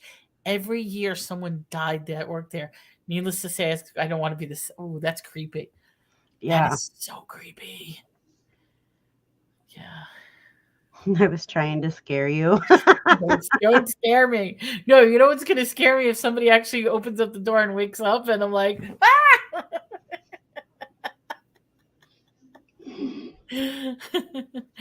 We have So, someone's napping right now and I'm like waiting like what the hell? Because here's the funny thing. The one complaint is he's big into lighting and making sure that your lighting is good. And I'm like, I don't care about the lighting. And here I have everything's dark. I shut everything off. I got my little this is how we're comfortable. We're neon light signs. Oh no, Susanna, we believe you. We're not saying it's a joke. That story is it's creepy. No, we're 100%. Who's with me? It's actually I'm not home right now. That's why the background is all different and my show was different because I actually had to bring my supplies this morning over here. So I'm here until Saturday. I'll be going home Saturday night.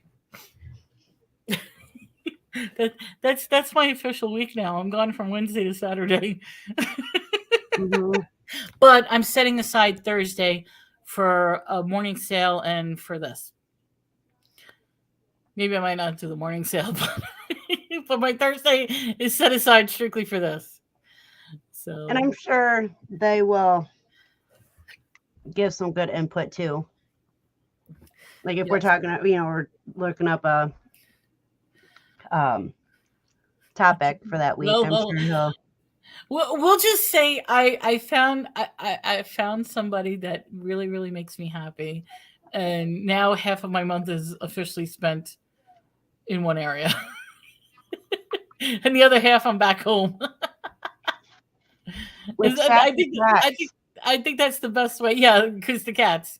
I have to take care of the cats. I have to take care of everything. So my kitties need to be fed.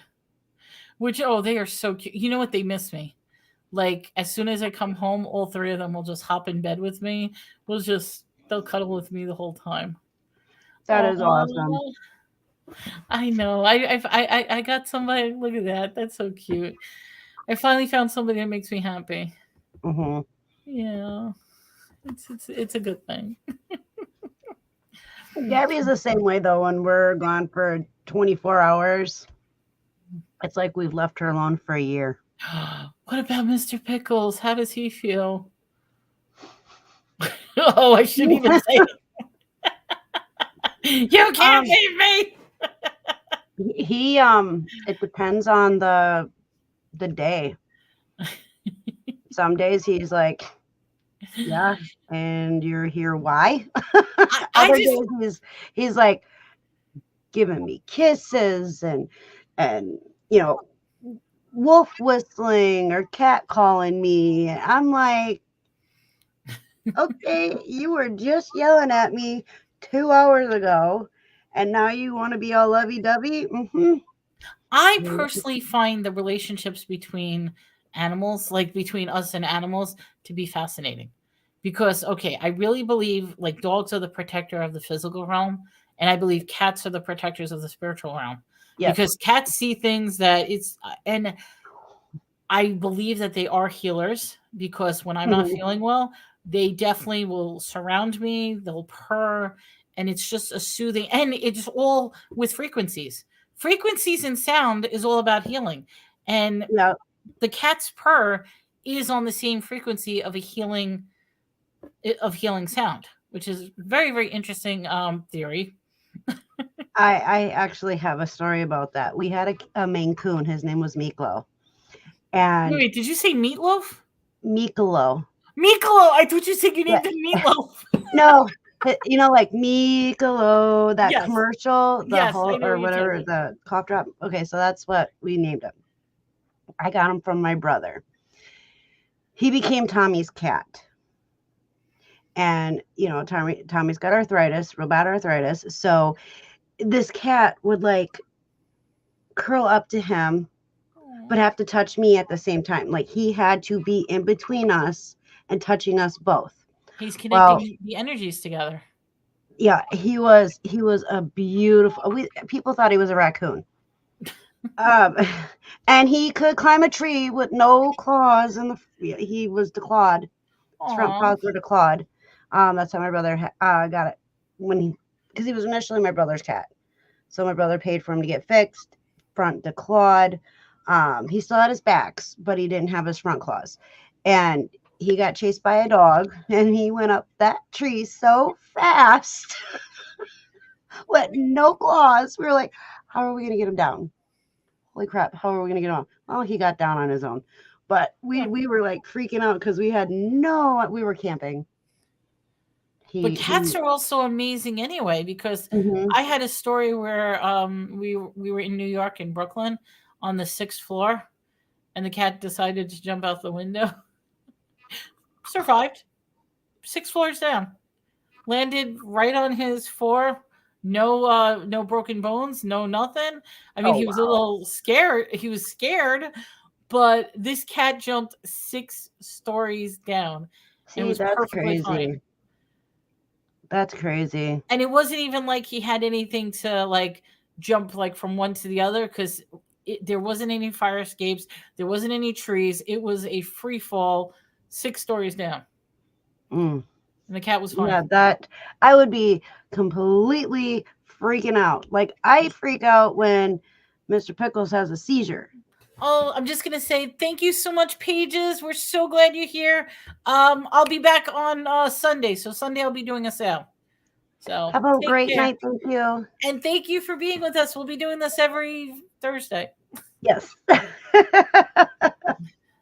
So, but I like I said, the relationship between animals and human is amazing. I mean, in your case, it's birds. My case, it's cats. Over here, there's dogs, which I shouldn't jinx it. I mean, they only cried a couple of times. They've been quiet. So maybe they do like the fact that it's dark with the spooky aura. They're like, oh, we know it's sleep time. Meantime, it's not their sleep time at all. But they're quiet. Well, it's not even just so much birds. I mean, yeah, we have a parrot, we have parakeets, we have a duck, we also have fish, we also have a cat. But, the unusual, like non-traditional pets. Jaslyn's got a ground squirrel as a pet.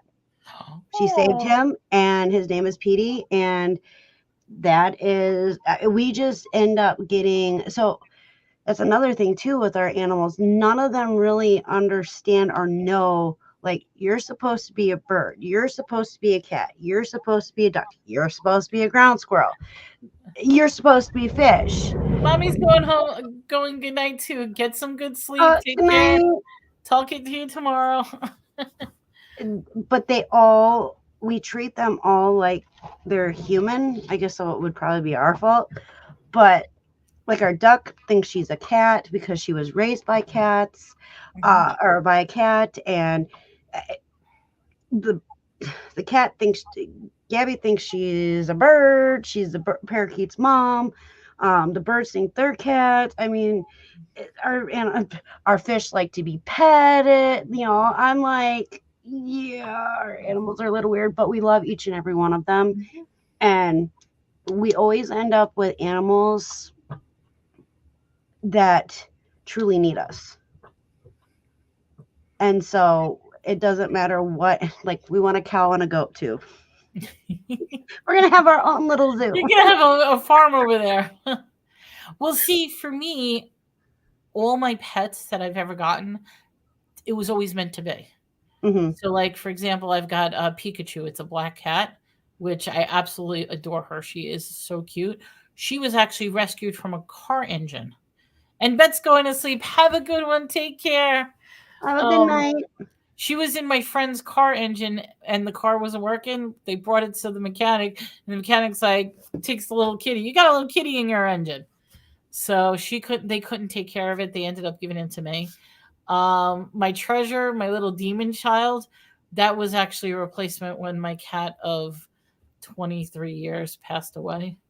So that was hard. And a week later, my friend literally shows up with this little tiny bowl of fur and says, "Here, cat," and just puts it on in my lap. And then I'm looking at it like, ah, and I clutch it. I'm crying my eyes out. I was like, "It's so cute." So that's my little demon child.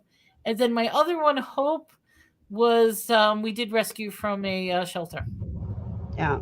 So very cute, and they're all lovable. I mean, they're my babies. They're my babies that I can't have. I can't have babies, so I got my cats. They're my babies. And now you got doggies. I know. Yeah, I've got 2 doggies that connected really, really strongly. I mean, if I let them out, they would definitely be jumping up all over me now. But I locked them in the bedroom with sleepy heads. Like, just stay in the bedroom. Well, because I'll be there shortly. they get very noisy. That's why they're all mixed breeds. Like, some of them are like half pit bull, and the other one is like it looks almost like a Lassie type dog. So she was a collie, I think, or yeah, yeah, a collie. So they each have their own personality. Pretty. Yeah, that beautiful. I like dog. the one that looks like it ran through paint. Yes, that one. I mean, I'm telling you, those dogs are amazing. So, and I don't like dogs, so the fact that I'm getting over my fear of dogs is amazing. Mm-hmm. And they love me. They lick me. Oh, they know I'm talking about them because I could hear them sniffing the door. As long as they don't get too noisy. Hello, Spirit Junkie. Welcome to the show. Hello. Oh, you got your time mixed up? That's okay, because we're going to be doing this every week. We're going to do 8 p.m. Eastern, 7 p.m. Central. And today's show was mostly a introductory. It's like it literally is a verbal vomit of whatever was on our minds. And we took notes. But we want this to be an audience participation. That's why we were encouraging everybody, if there was something on your mind, put it in the chat. Let's talk about it. And it's just amazing how all these different spooky stuff somehow intertwines together. Like, we can always intertwine it into another idea. But I do have to say, this is fun. Yes, 8 p.m. Eastern time. So that's why I always post Eastern and Central. I guess anybody in California can figure out what they're what time we start there. So what else? We've been on for an hour and 47 minutes, which is not bad.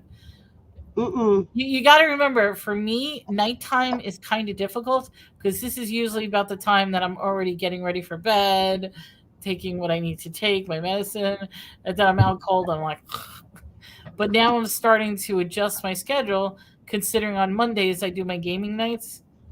And I'm so surprised. The gaming nights originally was like, okay, we'll play for an hour. We'll see how it goes.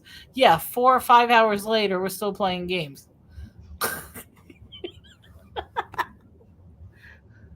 What's wrong? I've been watching. Oh, it's on TikTok. I don't know. Do you like watching people chuck clams? Yes, and they take out the pearls and stuff. Yes. Yeah. So I found that, and I will have the one that I watch actually streams both on Facebook and TikTok, and so as I'm working, I'll listen to it. And then when I hear her get the lady get super excited, I got to stop and look and see what she's doing. I've been watching the stuff about the missing plane. Okay, that's the question. Wait, this is a very important question. Is this the one that was from, what was it? Not Madagascar. It's an M. Is this the one from years ago, or is this a new one that just happened? Because if this is a new one, that's on my bingo card. Because my 2024 bingo card says that there's going to be a plane that's going missing. So that seems to happen like every few years. I know that. It's weird. And if anybody wants me to bring up the bingo cards, I have 2 bingo cards. A lot of them were ideas that I posted as a poll.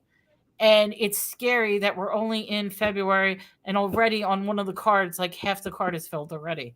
So Flight. Ooh, I wonder if we should come up with a bingo card for that, since you have some already. Actually make it available to everybody so that they can go I through. did. I posted it as did you? Yeah. Here, hold on one second. Let me pull it up and I'll show you. I made a video of it and I posted it. I missed it. I'm gonna share the screen. Okay.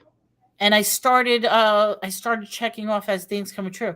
And like I said, one of them happened to be a plane disaster. Okay, so let me show you. We have two separate cards. Okay. Where's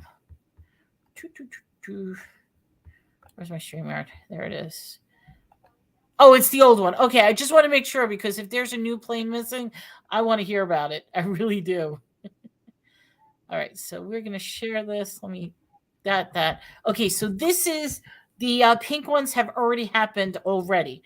But so far, if you can't see this, we have Meta, Twitter, or what do you call it? Or X is going to go bankrupt. There's going to be a stock market crash. Catholic Church appoints an LGBT bishop and joins a union. That I thought, and these are predictions that other people made. China invades Taiwan. This one is happening right now. I marked it off anyway. But King Charles steps down due to health. Prince William becomes king. So I marked that off because there are theories that King Charles has already moved on. That's Malaysian. That's the one. Thank you. I knew it started with an M. I don't know why I said Madagascar, but yeah. So there's theories about they think that King Charles has already passed on. Asteroid's going to hit something. Volcanic eruption at Yellowstone. Here we go. This was another mystery Hawaiian tragedy. So if anybody's been following what's been happening with Maui, the same exact thing happened both in Chile and Argentina. Okay, the exact same thing with the fire that nobody could explain the fire, and anything that's blue in Chile and Argentina did not burn. So that's the whole Zuckerberg's bunker. Yes, Zuckerberg is build a bunker in Maui. So something weird's happening in Hawaii. So I marked that one off. That's why I've been checking it off when I write it. But isn't Hawaii built from volcanoes? Possibly. Because it changes after an eruption of a volcano? That's a theory. That is a theory. But there is a belief that Hawaii is a portal. That's why all the rich people are moving to Hawaii right now. So they can be lavafied. What else do we have in this bingo? I'm sorry, I'm just going through it because it's funny. We have a drunk driver who's going to kill a major Hollywood star. I think. Did that happen already? I think so. Let me look it up. Okay. Putin officially declared deceased. And there's going to be new elections in Russia. Now, they're saying Putin is already dead, but I didn't mark it off. Major food recall in 50 states. How about this one? Super Bowl halftime show is going to cause major controversy. How many controversies did the Super Bowl have? We had so many, we couldn't even count them. And remember, these predictions were made in early January, before the Super Bowl even hit. But you had the fact that the Chiefs versus the 49ers of who was going to win. You had the Taylor Swift debacle. You had the controversial commercials, which if anybody saw the Jesus commercial with the washing of the feet, that one is an amazing controversy. So the Super Bowl had plenty of controversies. We don't even have to name that one. Everybody gets a free space. TikTok is going to ban a trend for an oddball reason. Now, I didn't think that would be true. That one came out right away. They banned leggings. They were special leggings that TikTok Shop was selling. They banned them because the leggings promoted the thigh gap. And that's what proves skinny legs is if you have a thigh gap. So because these leggings gave the illusion that you have a thigh gap, they banned them because it's promoting unhealthy body images for girls. Oh, that's right. Spirit says right here, there are so many food recalls right now, listeria. So I could probably, and I just mentioned to Des that a couple of hours ago, explosion happened in the chicken factory. So we're waiting for the price of eggs and chicken to go through the roof. So we're gonna have another chicken shortage. A plane disappears. Now here it is. The plane disappears with absolutely no contact. That's why I X about that, because that's on the bingo card. Fire breaks out in a chemical factory. I should have put food factory because that would have been marked out. A new game is released and caused an instant sensation. Well, what came out? Pal World. Pal World is the fake Pokemon one that everybody's going crazy about.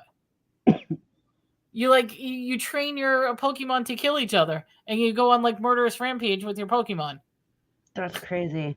Okay, so the big star that was in a accident, DUI-involved car crash but did not pass away was Food Network's Duff Goldman.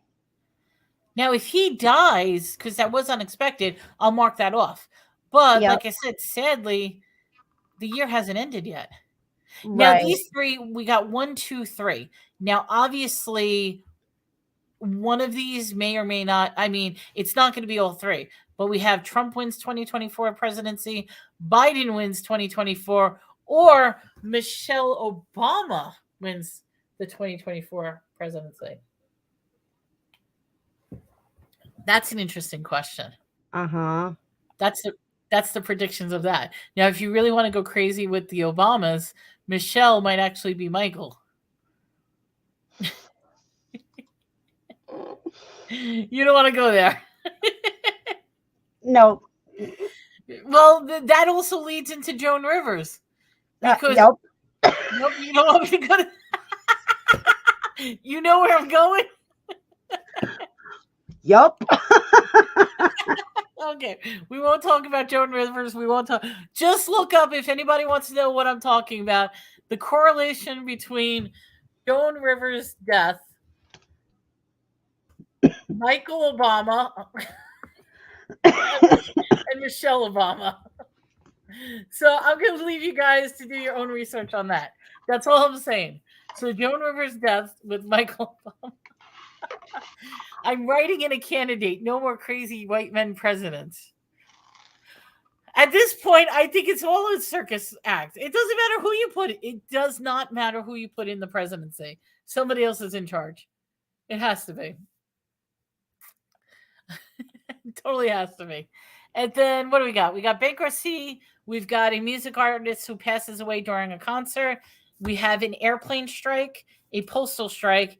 And then hackers are going to hack into Tesla's electric system, and the cars are going to go crazy. Can we use the postal strike delays packages? Because a lot of that's happening right now. Is it? Oh, so yeah. You think I should mark that one off? I wouldn't say it's a postal strike. I would just say that the postal service has horrible delays in their packaging. Well, like I said, for the time being, I'm going to leave the card as is. Now, There is a second card, but so far nothing has came up in the second card. So I'm focusing on this one because, like I said, we're only in month 2, and already, we got things happening. So, so the major food recall affects all 50 states. Wouldn't that be all the food recalls because of that? Listeria. Yeah. So you know something? I should mark that one off. Let's mark that one off. That would classify. That's a good one to mark off. All right, I'm going to do pink. And we're going to do this one right here. Because there has been a lot of food recalls everywhere. So basically, in order to get our first bingo, we need a plane to disappear. That's why I thought it was creepy. That's the only reason I brought it up. I'm like, wait a minute. Did that plane happen now? So we need a plane to disappear in order for our first bingo to happen. Now, the object is we don't want any bingos. But the fact that the card is starting to get filled is a little scary. Yeah. Yeah. So, a little bit scary. UPS fired 1,200 people. Well, a lot of companies are firing people left and right. We are and they're going automated. I mean, that's what they're doing. They're going towards AI. They're using robots. And it's getting into a sad thing. Right. It really is. Look for a plane. I think I heard something, but not sure. Something, like I said, we're only in February. We've got a long way to go, and I'm saving these cards because, like I said, I keep bringing them up every time something happens.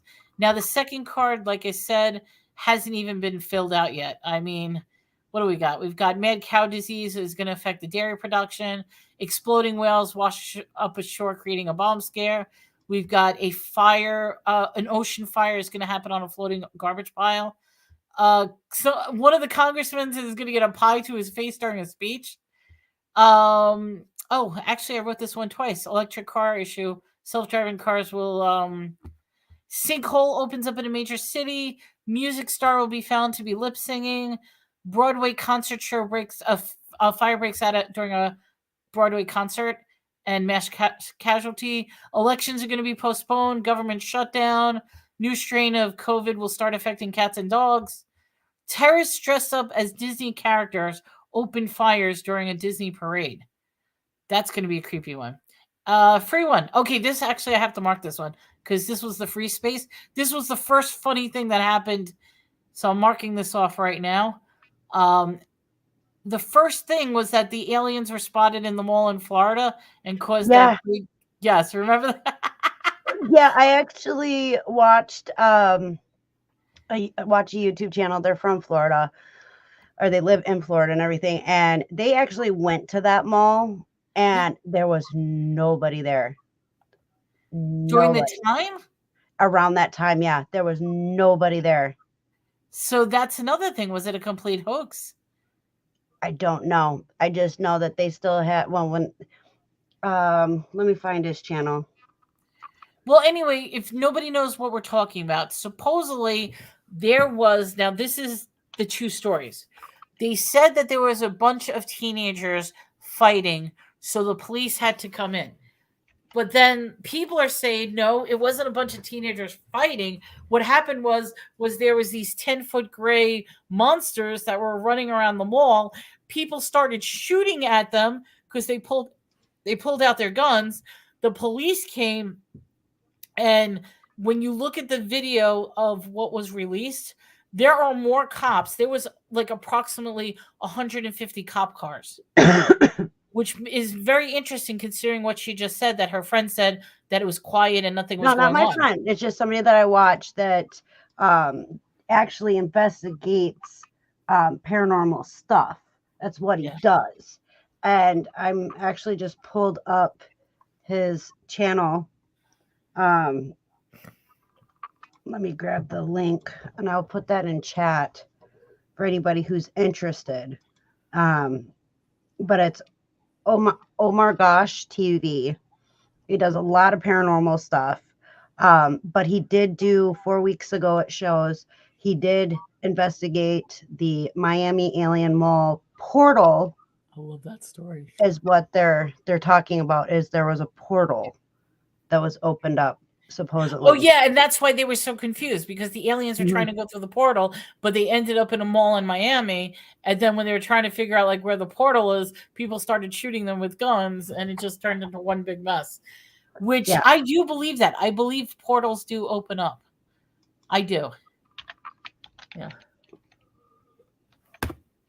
Yeah, that's why it gets crazy, Spirit, because there's so many different conflicting reports about what happened. But when you mentioned the portal, I remembered that. Yeah. All right. What else we have? New TikTok challenge, snorting Comet and Ajax.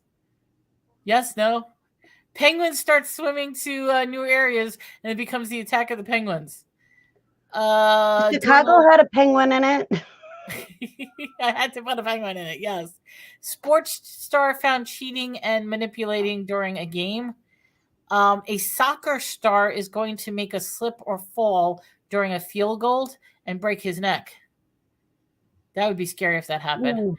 A plane transporting human remains will lose a coffin from an airlock.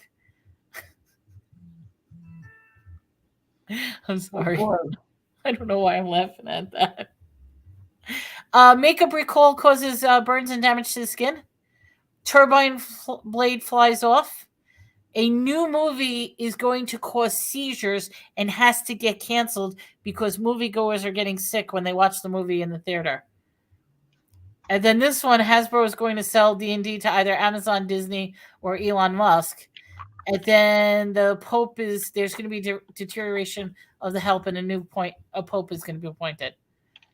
So that is the weird bingo cards of this year.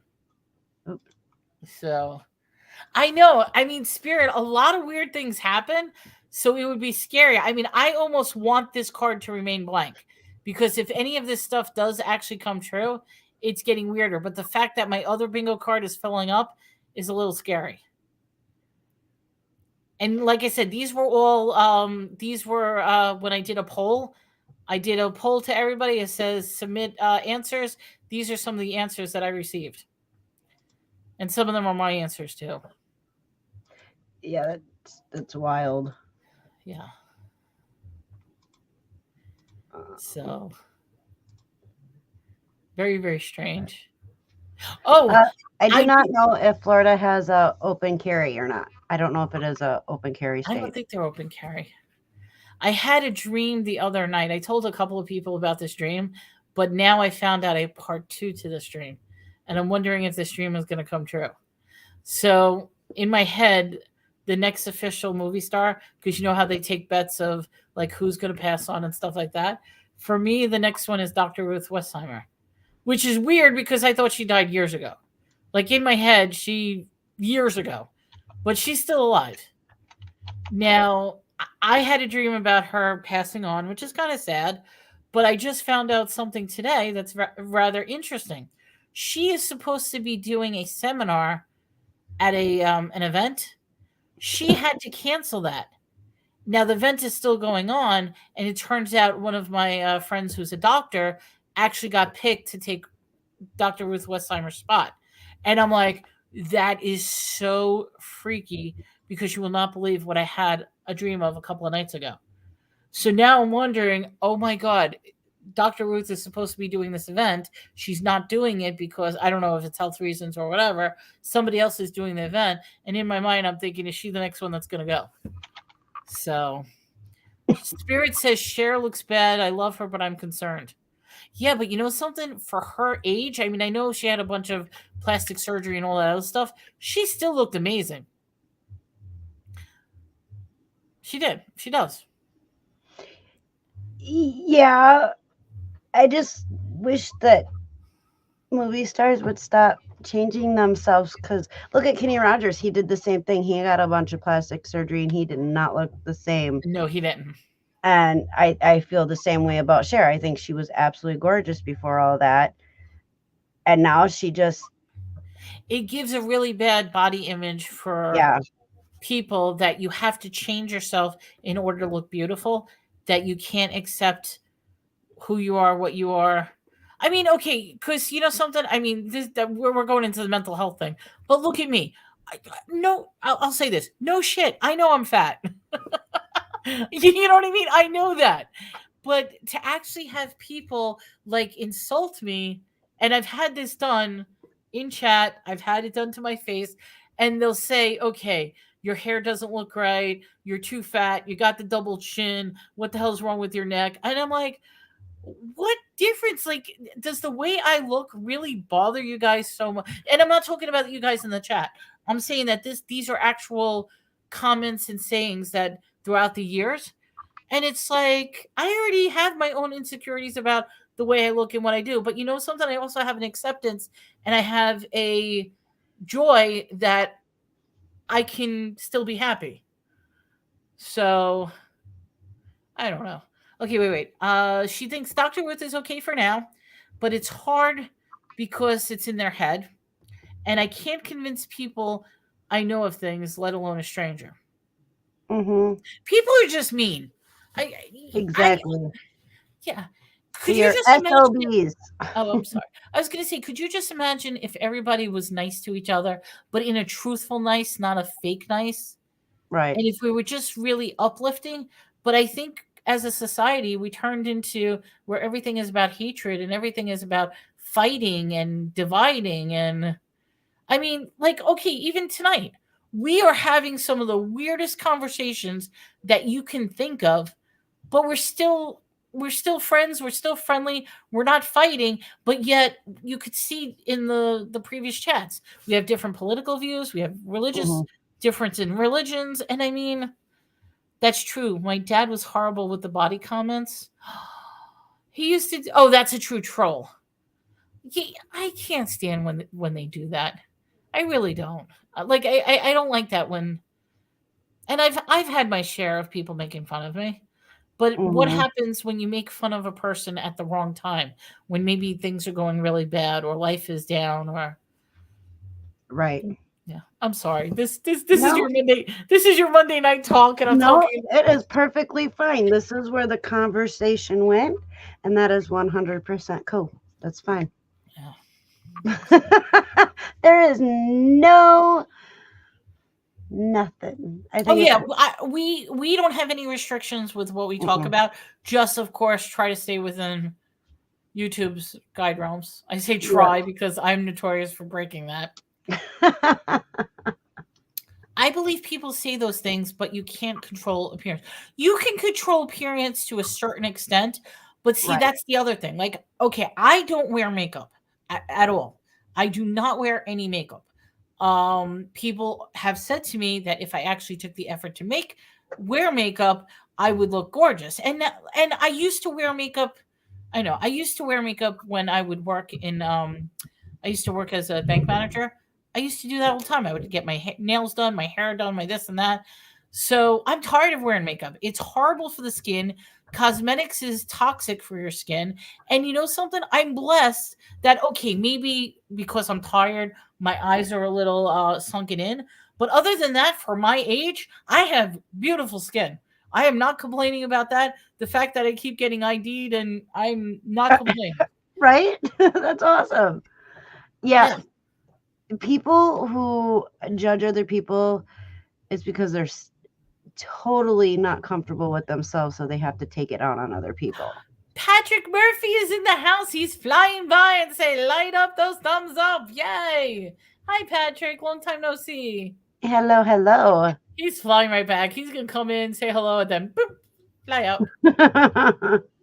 You missed the conversation about planes, though. There's our missing plane right there. Right? Yeah. But Spirit, you're absolutely right. Why judge appearance for any reason? It's just about being small-minded. But makeup doesn't create a real visual. This world is going to be hard to know what is real. And yes, Yeah. You watch those TikTok videos of the before and after when they put makeup on. But you know something? Makeup is wondrous in the right setting. Yes. But It at the really same is. time, this is my theory. I feel that because they put all that crap on their face to begin with, that's what makes them look ugly to begin with. Like, you know what I mean? If they Mm-hmm. didn't start putting all that makeup and crap on their, I think they would have beautiful skin. Because if you ever notice, like these most beautiful models, when they take the makeup off, their skin Yep. is awful. Like they're ugly. I shouldn't even say this. I think they're completely ugly without the makeup, and that's why they shouldn't be wearing makeup to begin with. Because I Mm-hmm. think they would look gorgeous if there wasn't that False, comparison. it's a false narrative is what Mhm. it is. It's a false, it's fake. And like we were just watching someone on YouTube. I won't name names or anything like that. And she was putting her makeup on. Now, I thought she was absolutely gorgeous. And I think she's absolutely gorgeous without the makeup. But I didn't realize that she wore as much makeup as she does. And I'm like, Oh, honey, just leave it off. You look amazing without the makeup. Tim Curry as darkness makeup. That is with Tom Cruise and what's the name of that movie? Tom Cruise, a young Tom Cruise, Tim Curry. Tim Curry plays the devil. Why can I not think of what that movie is? Patrick, help me. What movie was that?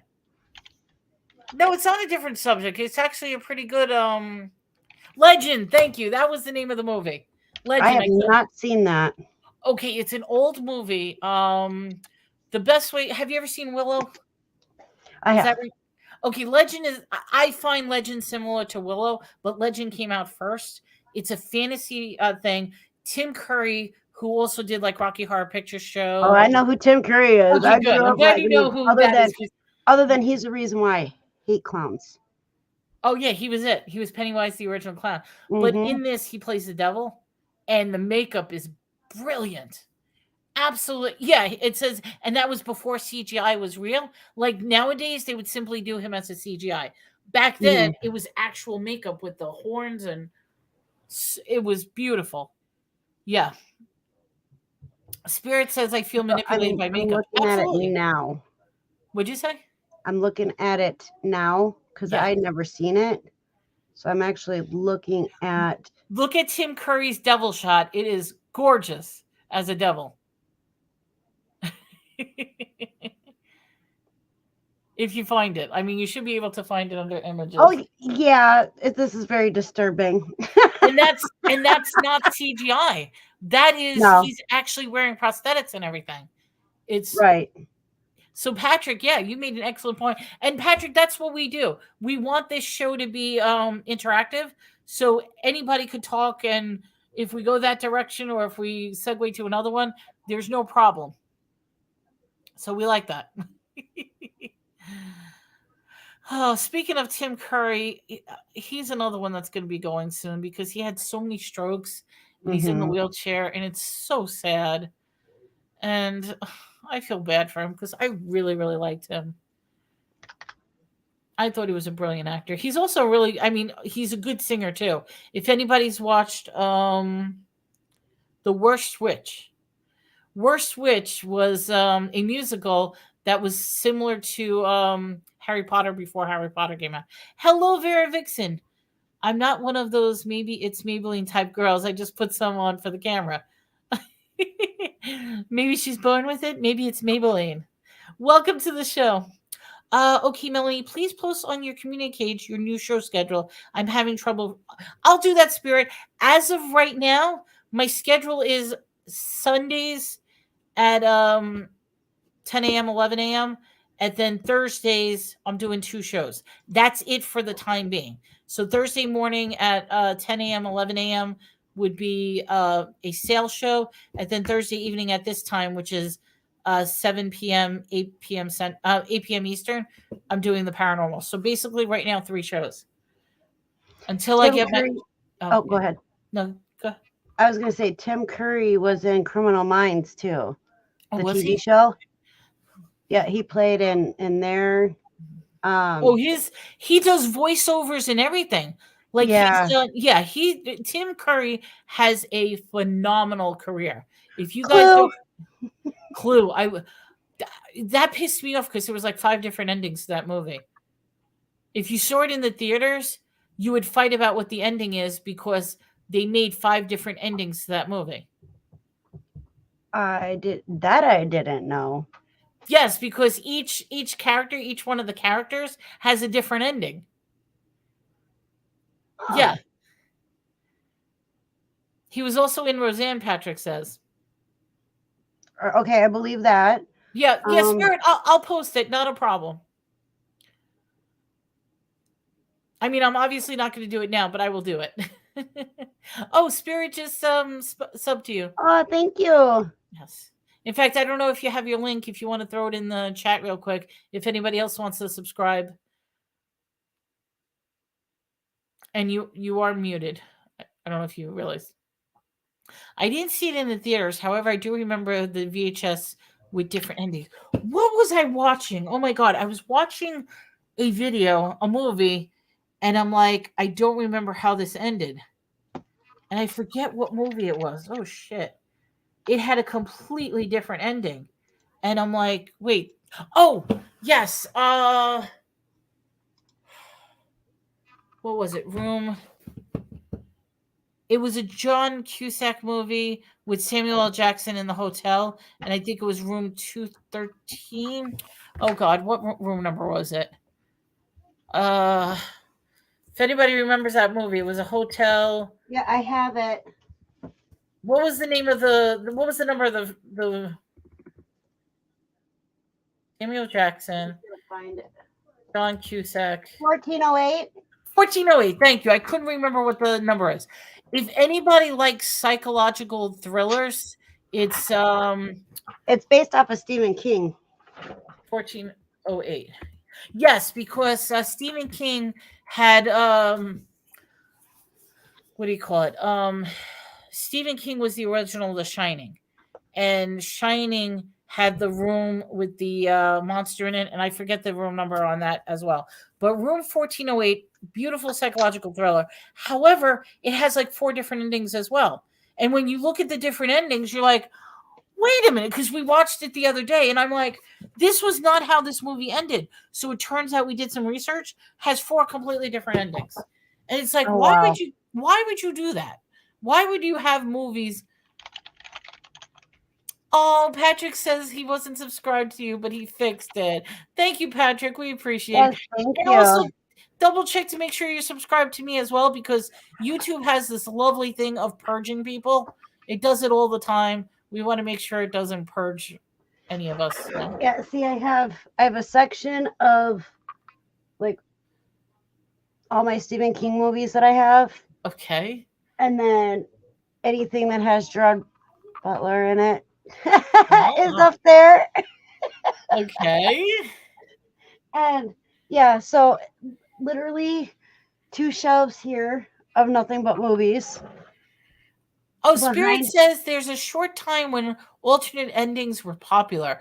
See, now That alternate endings piss me off. Yeah. I have lots of movies. We kind of wrap around. Oh no, that's fine. Because you know something, here's another thing, and this is part of my people's theories again, people's opinions, is the fact that we are so reliant on digital. What would happen if digital gets completely wiped out? Thank you so much, Vera Vixen. We appreciate that. Vera's sub to both of us as well. What would happen if everything completely just wiped out? Because even people don't develop photographs anymore. Everything's digital and online. It's very rare for people to have photographs. Now think about this. This is going to lead into another rabbit hole. If we have no physical proof of things that happen because we don't take actual physical photographs and the digital age destroys everything, wouldn't it be easier to change history because we have nothing to prove what actually happened? Yeah, Patrick, exactly. Like an EMP. For anybody who doesn't know EMP, it's an electromagnetic pulse, which is supposed to destroy electronics. So, yes, that's why my grandparents saved newspapers. There is a very interesting history about saving old newspapers and seeing how it changes. It's I can't go into details because some of what I'm thinking is so bad, but I really shouldn't be talking about it. But definitely, newspapers, the old oh God, what did they call those machines? They were the film machines with the newspaper, and you'd have to turn the dials in the library. What were those machines called? If somebody knows what I'm talking about, they were the library machines where you could get and look at all the I can't think of the name of those machines, but those are a wealth of information. Now, obviously, they say that they converted the film into digital, but once again, if you have everything on digital and you don't have backup copies, microfilm. Thank you, Patrick. Or microfiche. Yes, the microfilm was the film. Microfiche was the machine. We appreciate it. You both got that right.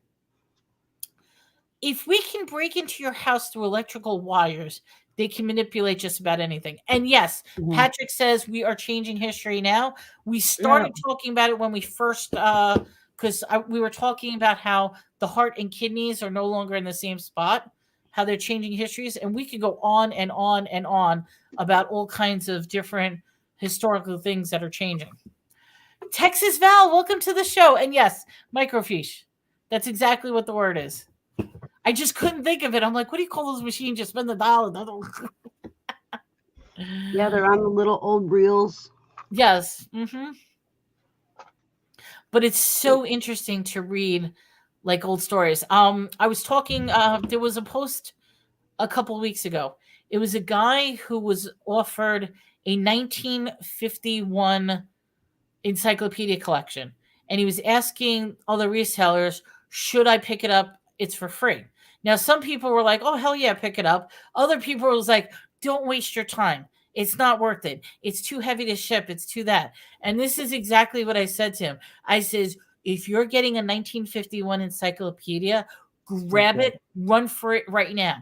And I answered him exactly why. He wrote to me personally and said, I cannot thank you enough, because he made triple the amount that he was going to expect. Because in 1958, this is important, and if anybody wants to write this down, in 1958, the government basically put a ban on encyclopedias and changed one very, very interesting fact that was in encyclopedias before 1958. And what was it? It talked about flat Earth, and it talked about the dome over Antarctica.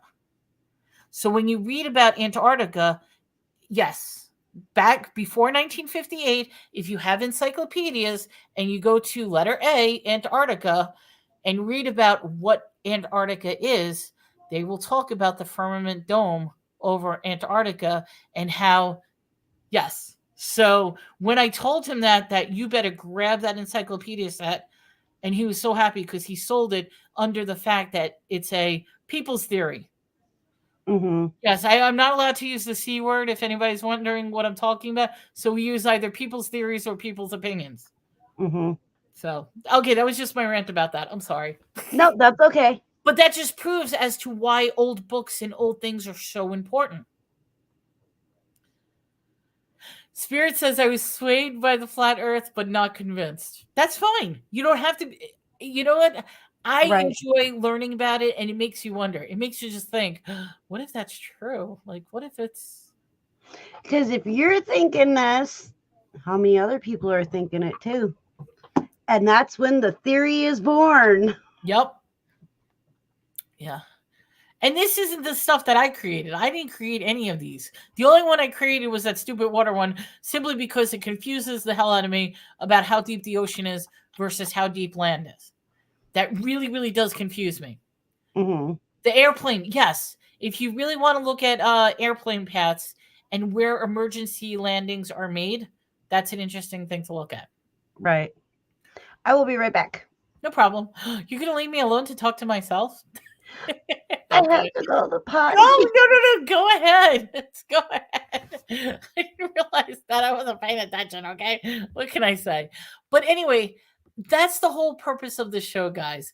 We like to talk about various topics. We like to show how it collides together. No, I looked into... Oh, you looked into it before?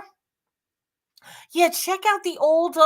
like if you're able to find it. It's not something that's easily found, but any encyclopedia before 1958 will talk about the firmament over Antarctica. And even the whole story is weird. Does anybody remember in the 80s, they would talk about the hole in the ozone layer? Yes, next week is going to be the missing 411. That's what we're going to do next week. So why do so many people go missing in national parks? Very, very interesting thing. We're going to look at missing persons. We're going to look at disappearances. We'll come up with different theories as to, is it animal tags? Is it something supernatural? Is it portals? Is it aliens? I mean, who knows? There's so many different directions we could go. But the fact is, national parks have the highest missing person rate. And you can even tie it into various forests around the world, because like even in Japan, you've got the forest where when people enter this forest, they are unalived. and it's a very, very spooky place because nobody survives when they go into this forest. So we'll look at the missing 411 and we'll see what happens with that. But I love looking at old books. I love looking at different things that people say, different theories, particularly when you have it in writing. I mean, look at the whole Tartaria thing. And if we could talk about Tartaria, that is Russia before it was like way before it was Russia. And my question is the whole Tartaria theory a nothing more than a psyop, or was it actually a place? And the more you research it, that is a rabbit hole that you will just keep going further and further and further and further. It's creepy. So I think when we were younger, it was super hard to travel to and around Antarctica. Maybe not as difficult now, but extremely difficult. Okay, so with Antarctica, you are not allowed to cross the 60th parallel. So you have your longitude, latitude lines. The government signed a pact called the Antarctic Treaty, and one of the tenets of the Antarctic Treaty is normal people cannot pass the 60th parallel, and they will stop you if you try to take a plane, if you try to take a boat. They will stop you and blow you out of the water if you don't comply and turn around. So very, very interesting about Antarctica. Oh, that's what I was getting. I'm sorry. Welcome back, Des. I was talking about, does anybody remember in the 80s about the hole in the ozone layer? I want to know, why do we never talk about the ozone layer anymore? Because we have warming, global warming and climate change. Oh, I said it right. I probably won't global say warming. it again right. Warming. I usually can't say that word. No, you said it right. Global warming and climate change. I usually goof up when I say the word. Oh.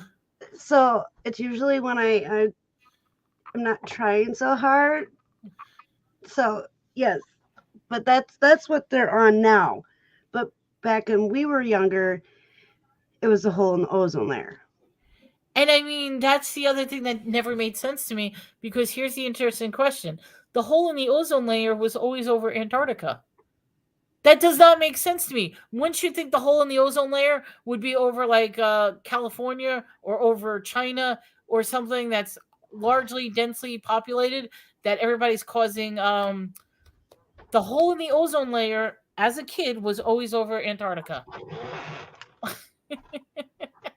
But yes, Aquanet. Patrick, yes. That's why they did away with aerosols, was to prevent the hole in the ozone layer, because hairspray, Aquanet, used to be a aerosol can. So they did away with the aerosols with hairspray. What are other aerosol things that they did away with? I'm not sure. Yeah.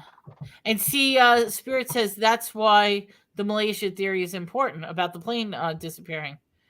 Or over high school in the 80s. Yes, there you go. He's trying to say, with all the big hair with the spraying, why wasn't the hole directly over the high school where they're constantly... I was too little. He likes the big hair. But it wasn't even women with the big hair. The rockers and everything had the big hair. Like, I'm thinking like the original, like Bon Jovi or Poison, or like, we're talking big hair. Yes. I was a little late. I did it in the 90s. Now, did you use aerosol hairspray, or did you use like the liquid form, like a regular spray? I think I started with the spray, the aerosol, and then went to spray.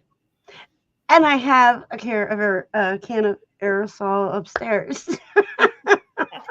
Yeah, Patrick, it says, look at the 80s hair. That's exactly what I'm thinking. Like I said, Bon Jovi, Poison. I mean, the list goes on and on about how many. It was always that Wild and out. Van Halen. Van Halen had the big one. You know what I mean? They all had the big hair. So 80s was one of the best styles, I think. See, and Jaslyn could pull off the 80s no problem. No problem. She's the Punky Brewster. She literally is the Punky Brewster of our time. Now, maybe it's just me, but okay, I hate to say this. We're in 2024. for me, the 2000s and the 2010s and now the 2020s has absolutely nothing significant as far as fashion, or it really doesn't in my head. That's because everything's starting to repeat itself again. Yeah. Like there's nothing. Oh, yes. Motley Crue, Poison, Cinderella. Yeah, they're all good. Guns N' Roses. Although, oh my God, what happened to Axl Rose in Guns N' Roses? He looks horrible. He looks so bad. Who is that? Axl Rose. AXEL and then Rose ROSE. Which, if anybody didn't realize, Axl Rose is what do you call those anagrams where you mix up the letters? It actually means oral sex. You didn't hear me say that.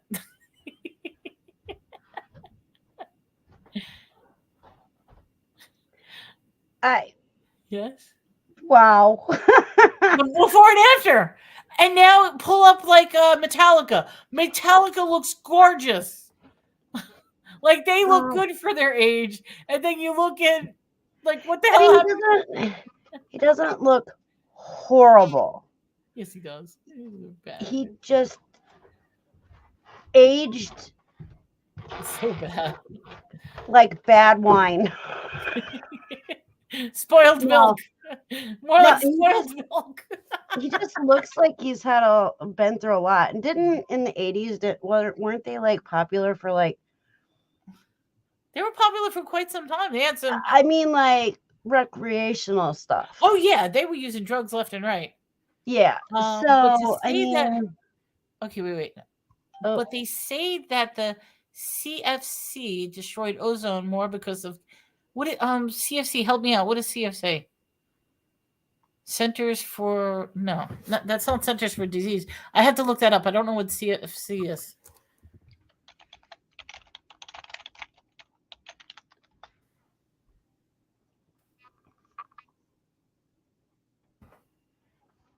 Chlorofluorocarbon. Let's try it again. Chlorofluorocarbon. So that's the hairsprays. Okay, we got that. Let me write that down in case anybody's wondering. There you go. Paste. If anybody's wondering what CFC is, that's the chlorofluorocarbon. That's what the hairsprays are. Thank you, Spirit, because I'm like, what is CFC? But yeah, they were saying that it's destroying. But like I said, I never understood why would it be destroying the ozone layer over Antarctica? Which brings me back once again that Antarctica is so important and they keep changing the rules about Antarctica. We really need to pay attention to Antarctica. So Patrick says Vince Neil is not doing too hot either. I mean, I almost want to say, okay. What's his name? Keith Richards. That guy is a vampire. He looks the same now that he looked years ago. And that's Rolling Stones. So the whole Rolling Stones band. Now you say because it's by the pole. I know. I have such weird theories about the flat Earth. I can't even talk about it. Bret Michaels hasn't changed either. Yeah. Bon Jovi looks awesome. Bret Michaels does. Who else? And Bret Michaels, there was, what was it? Good morning. A tumor or something. Somebody and he survived that. Yes.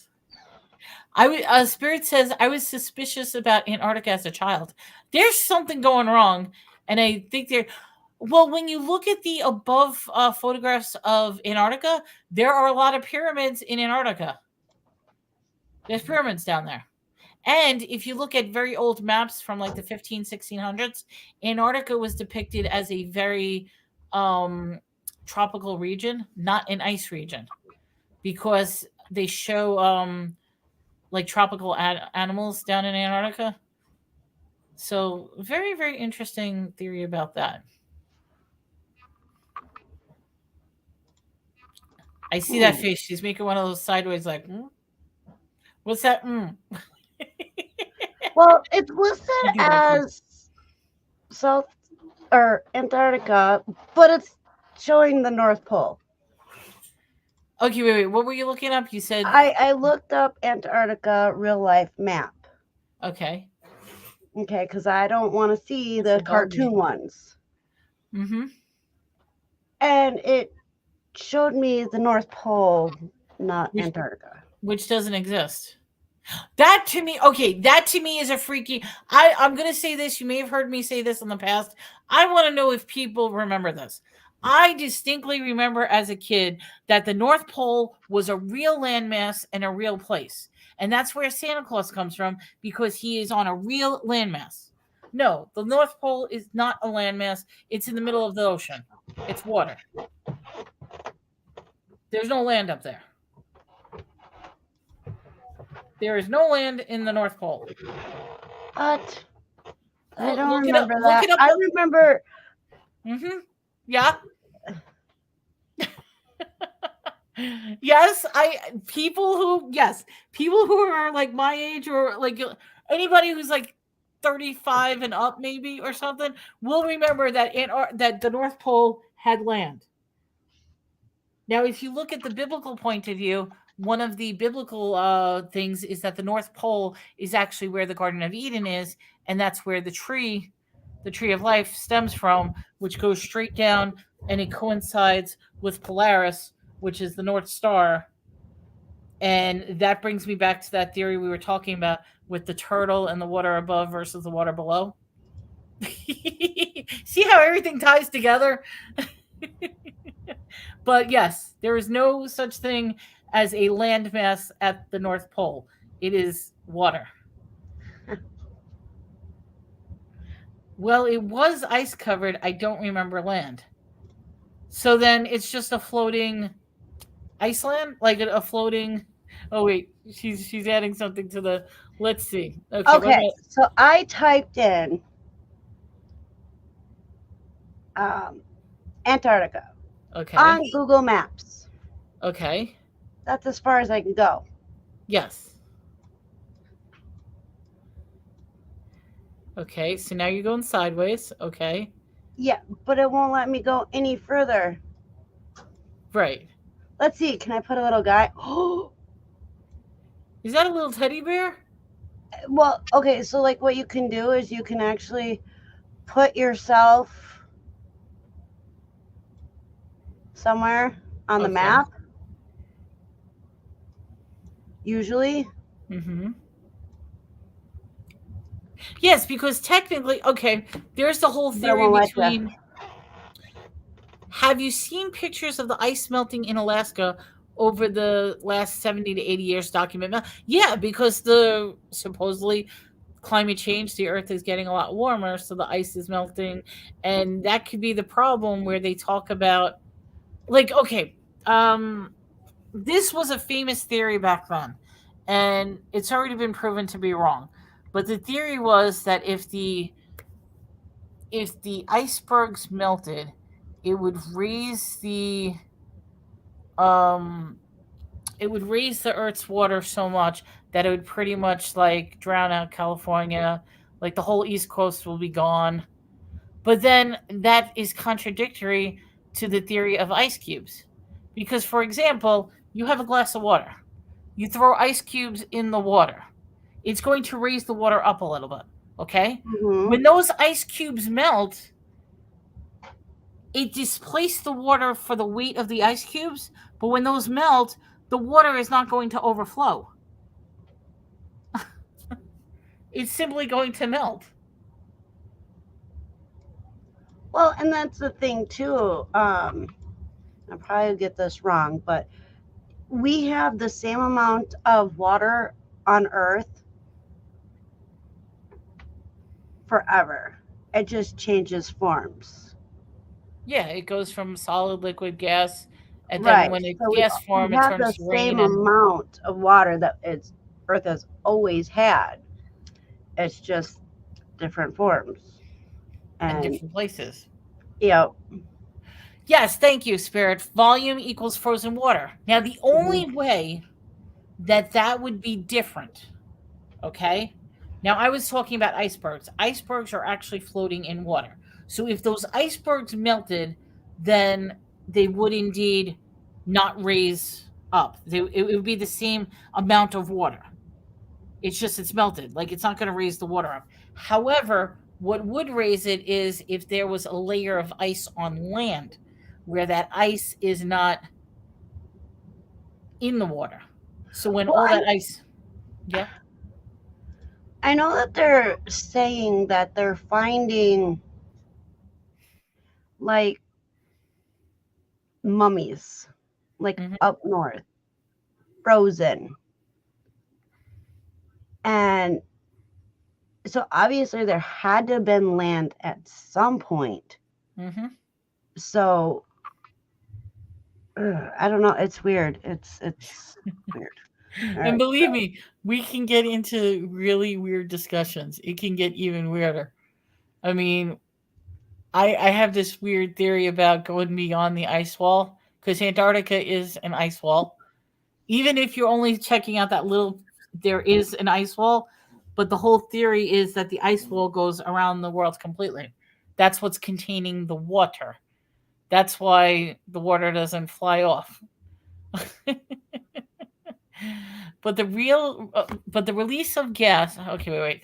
The release of the gas within the ice is also going to contribute to oxygen. Yes, that's one of the things that they're saying because H2O, hydrogen and oxygen, when it breaks down, it's going to release more gas and more oxygen into the air. But that's one of the things that they're saying why things were so bigger because back then the Earth's oxygen concentration was much higher than it is now, and that's where the giants came from, supposedly.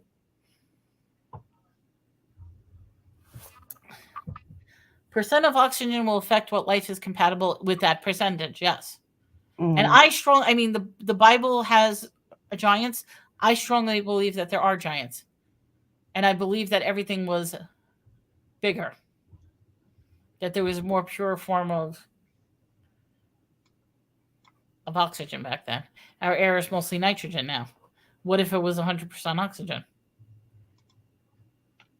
We would be feeling quite good. Well, we would be dead, but what if that was what you were used to? Yeah. So, and if you notice, I don't know if you realize, people are starting to get bigger again. Like people are getting taller and taller again. So I'm wondering, are we going back to that state where giant genes are going to be passed down and people are going to get larger and larger?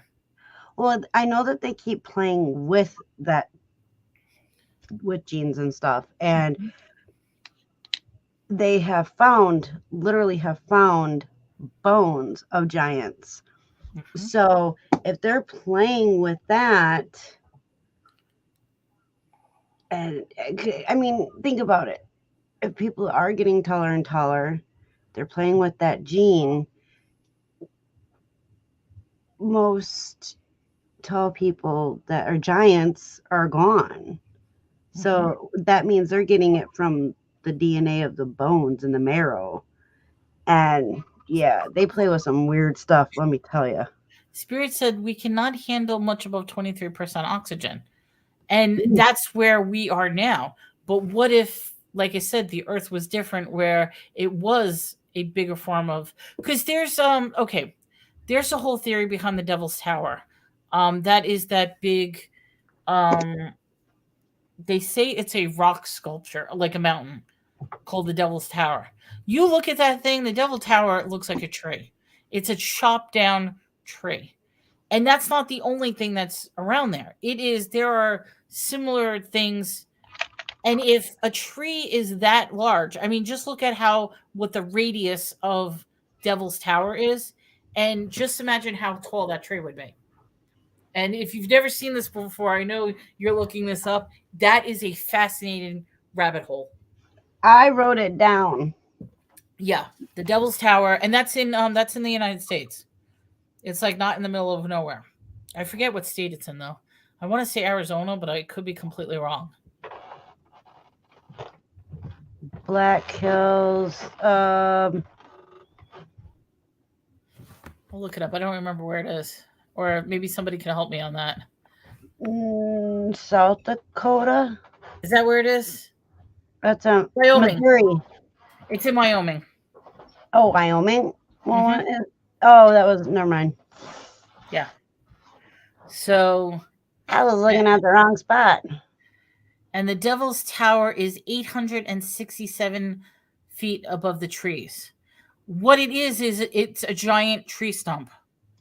It literally is a giant tree stump. And everything, I mean, you cannot tell me that that is a mountain. When you look at it carefully, it's a tree stump. So you think it's like petrified wood or yes, a fossil? Well, I brought this up during one of the shows, and this is this one is a far-fetched one, but it's one of the most hilarious people's opinion one that I could find, and that is involving giants, petrified giants. Because, like, for example, Maui has the petrified giant. It literally, the entire island looks like a woman sleeping on her side. Yep. I remember that one. Okay, so yes. Okay, so that's one theory. Another theory is the idea that Himalayan salt is actually derived from the decaying flesh of petrified giants. That's where Himalayan, that's why it's pink, because of the blood that's in with the... I won't be eating that. Okay, wait. Mel, can freedom of information requests help us explore those Stonehenge things that that they blew up? Okay, what she's talking about is the Georgia Guidestones. Okay, Georgia Guidestones were similar to Stonehenge, but it had a prophecy on it that talked about how the ideal Earth needs to be 500,000 people or less.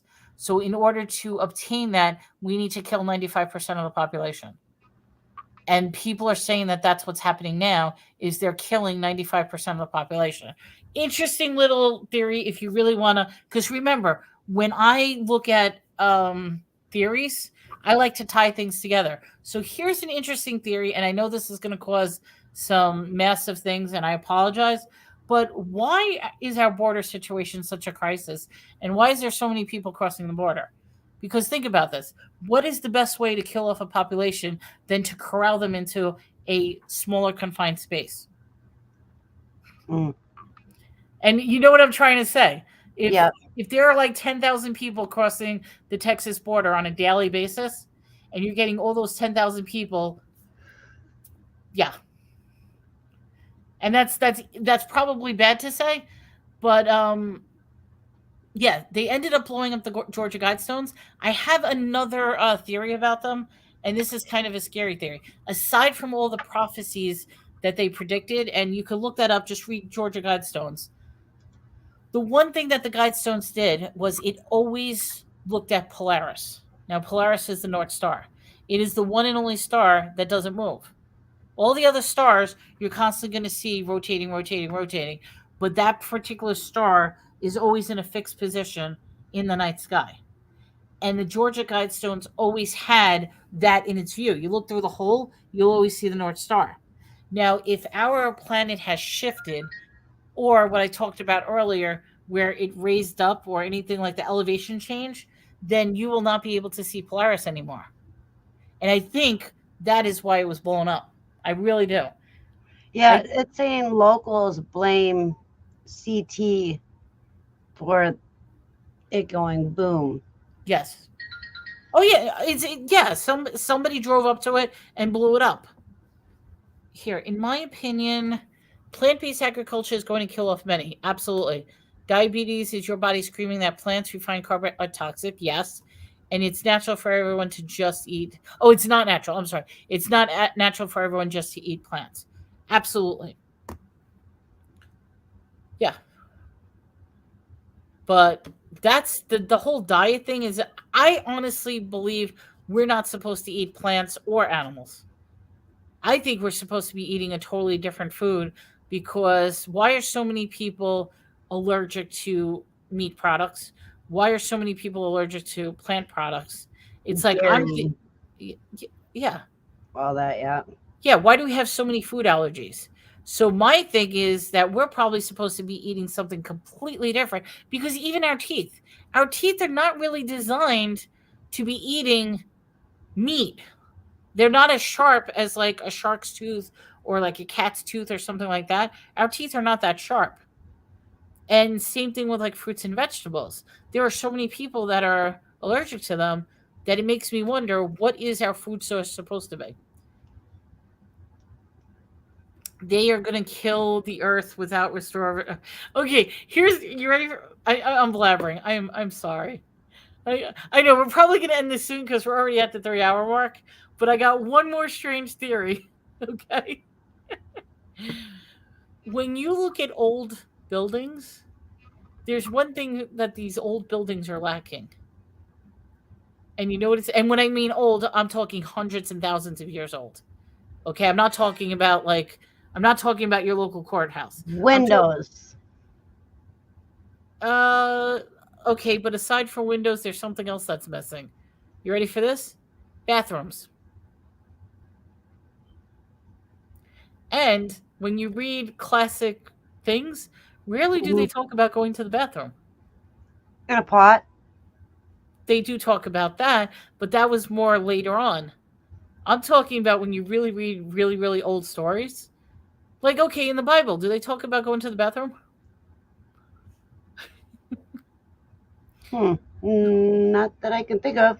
Okay, so this is one of the. I'm rambling too, Spirit. We're gonna be probably ending this soon, but this is one of probably the craziest theories, and I think it's the great theory to end at the end of the night. Is the fact that there is a theory that back then we were totally machines that broke down everything. So in other words, back then we did not excrete the bad stuff. Because think about it. Why is it that we get rid of the toxins from our body in the form of Yep. Okay, you guys know what I'm talking about. Yes. I'm not following the bathroom theory, but I'll wait. The bathroom theory is that back then you were a total perfect machine, that whatever you ate, you completely broke down completely, and your body used everything. Why is it nowadays that we literally don't break down everything and we expunge it out of our body in the form of either fecal matter or through urination? Or what if that was a process that never happened going way back when?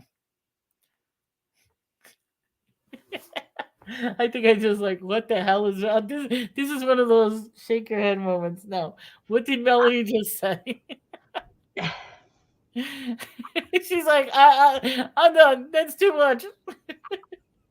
No, I'm I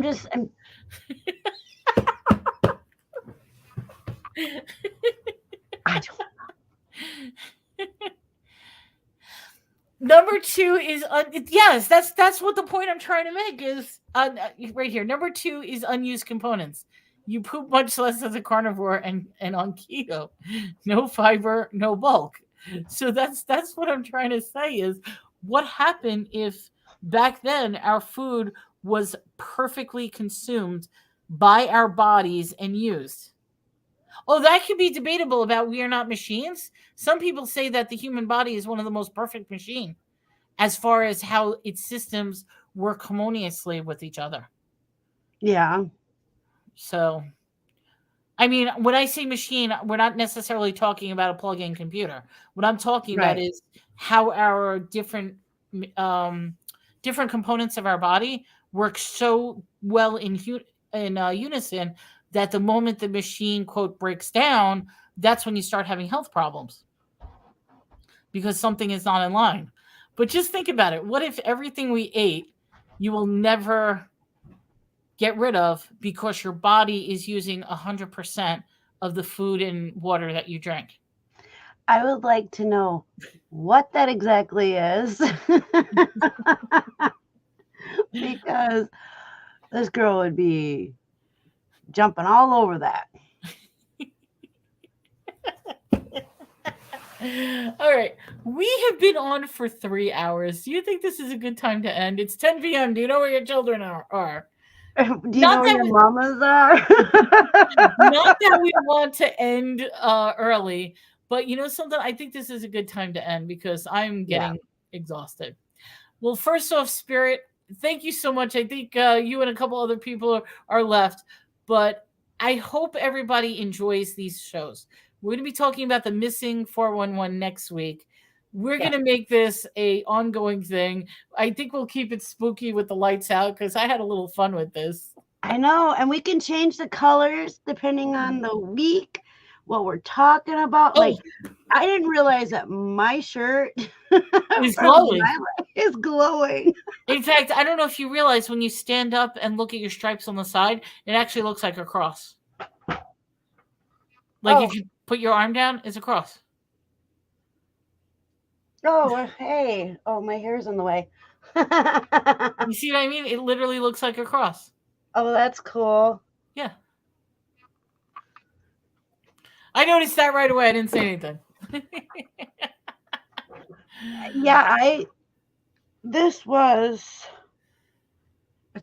It's Adidas, and I don't remember where I got it. I don't know if it was for people who are running, so they see them at night. That's why it's reflective. Well, I mean, I think it was my son's, or it was. Oh, look what Spirit said. We're purely delightful. Thank you, Spirit. Aww. And she also says cool shirt on that. So 411 next week. If anybody has any questions, and definitely next time, please, we would love if you guys share it out. Invite your friends. If you're like, hey, these girls are crazy, you got to at least hear what they said.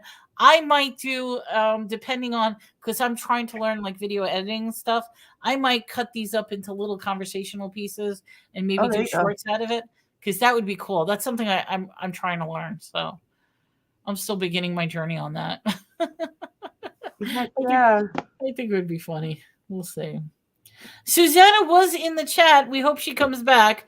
She's more than welcome to come back because I would love to have her talk with us, but I think it's late because I'm exhausted. And I know it's 11 p.m.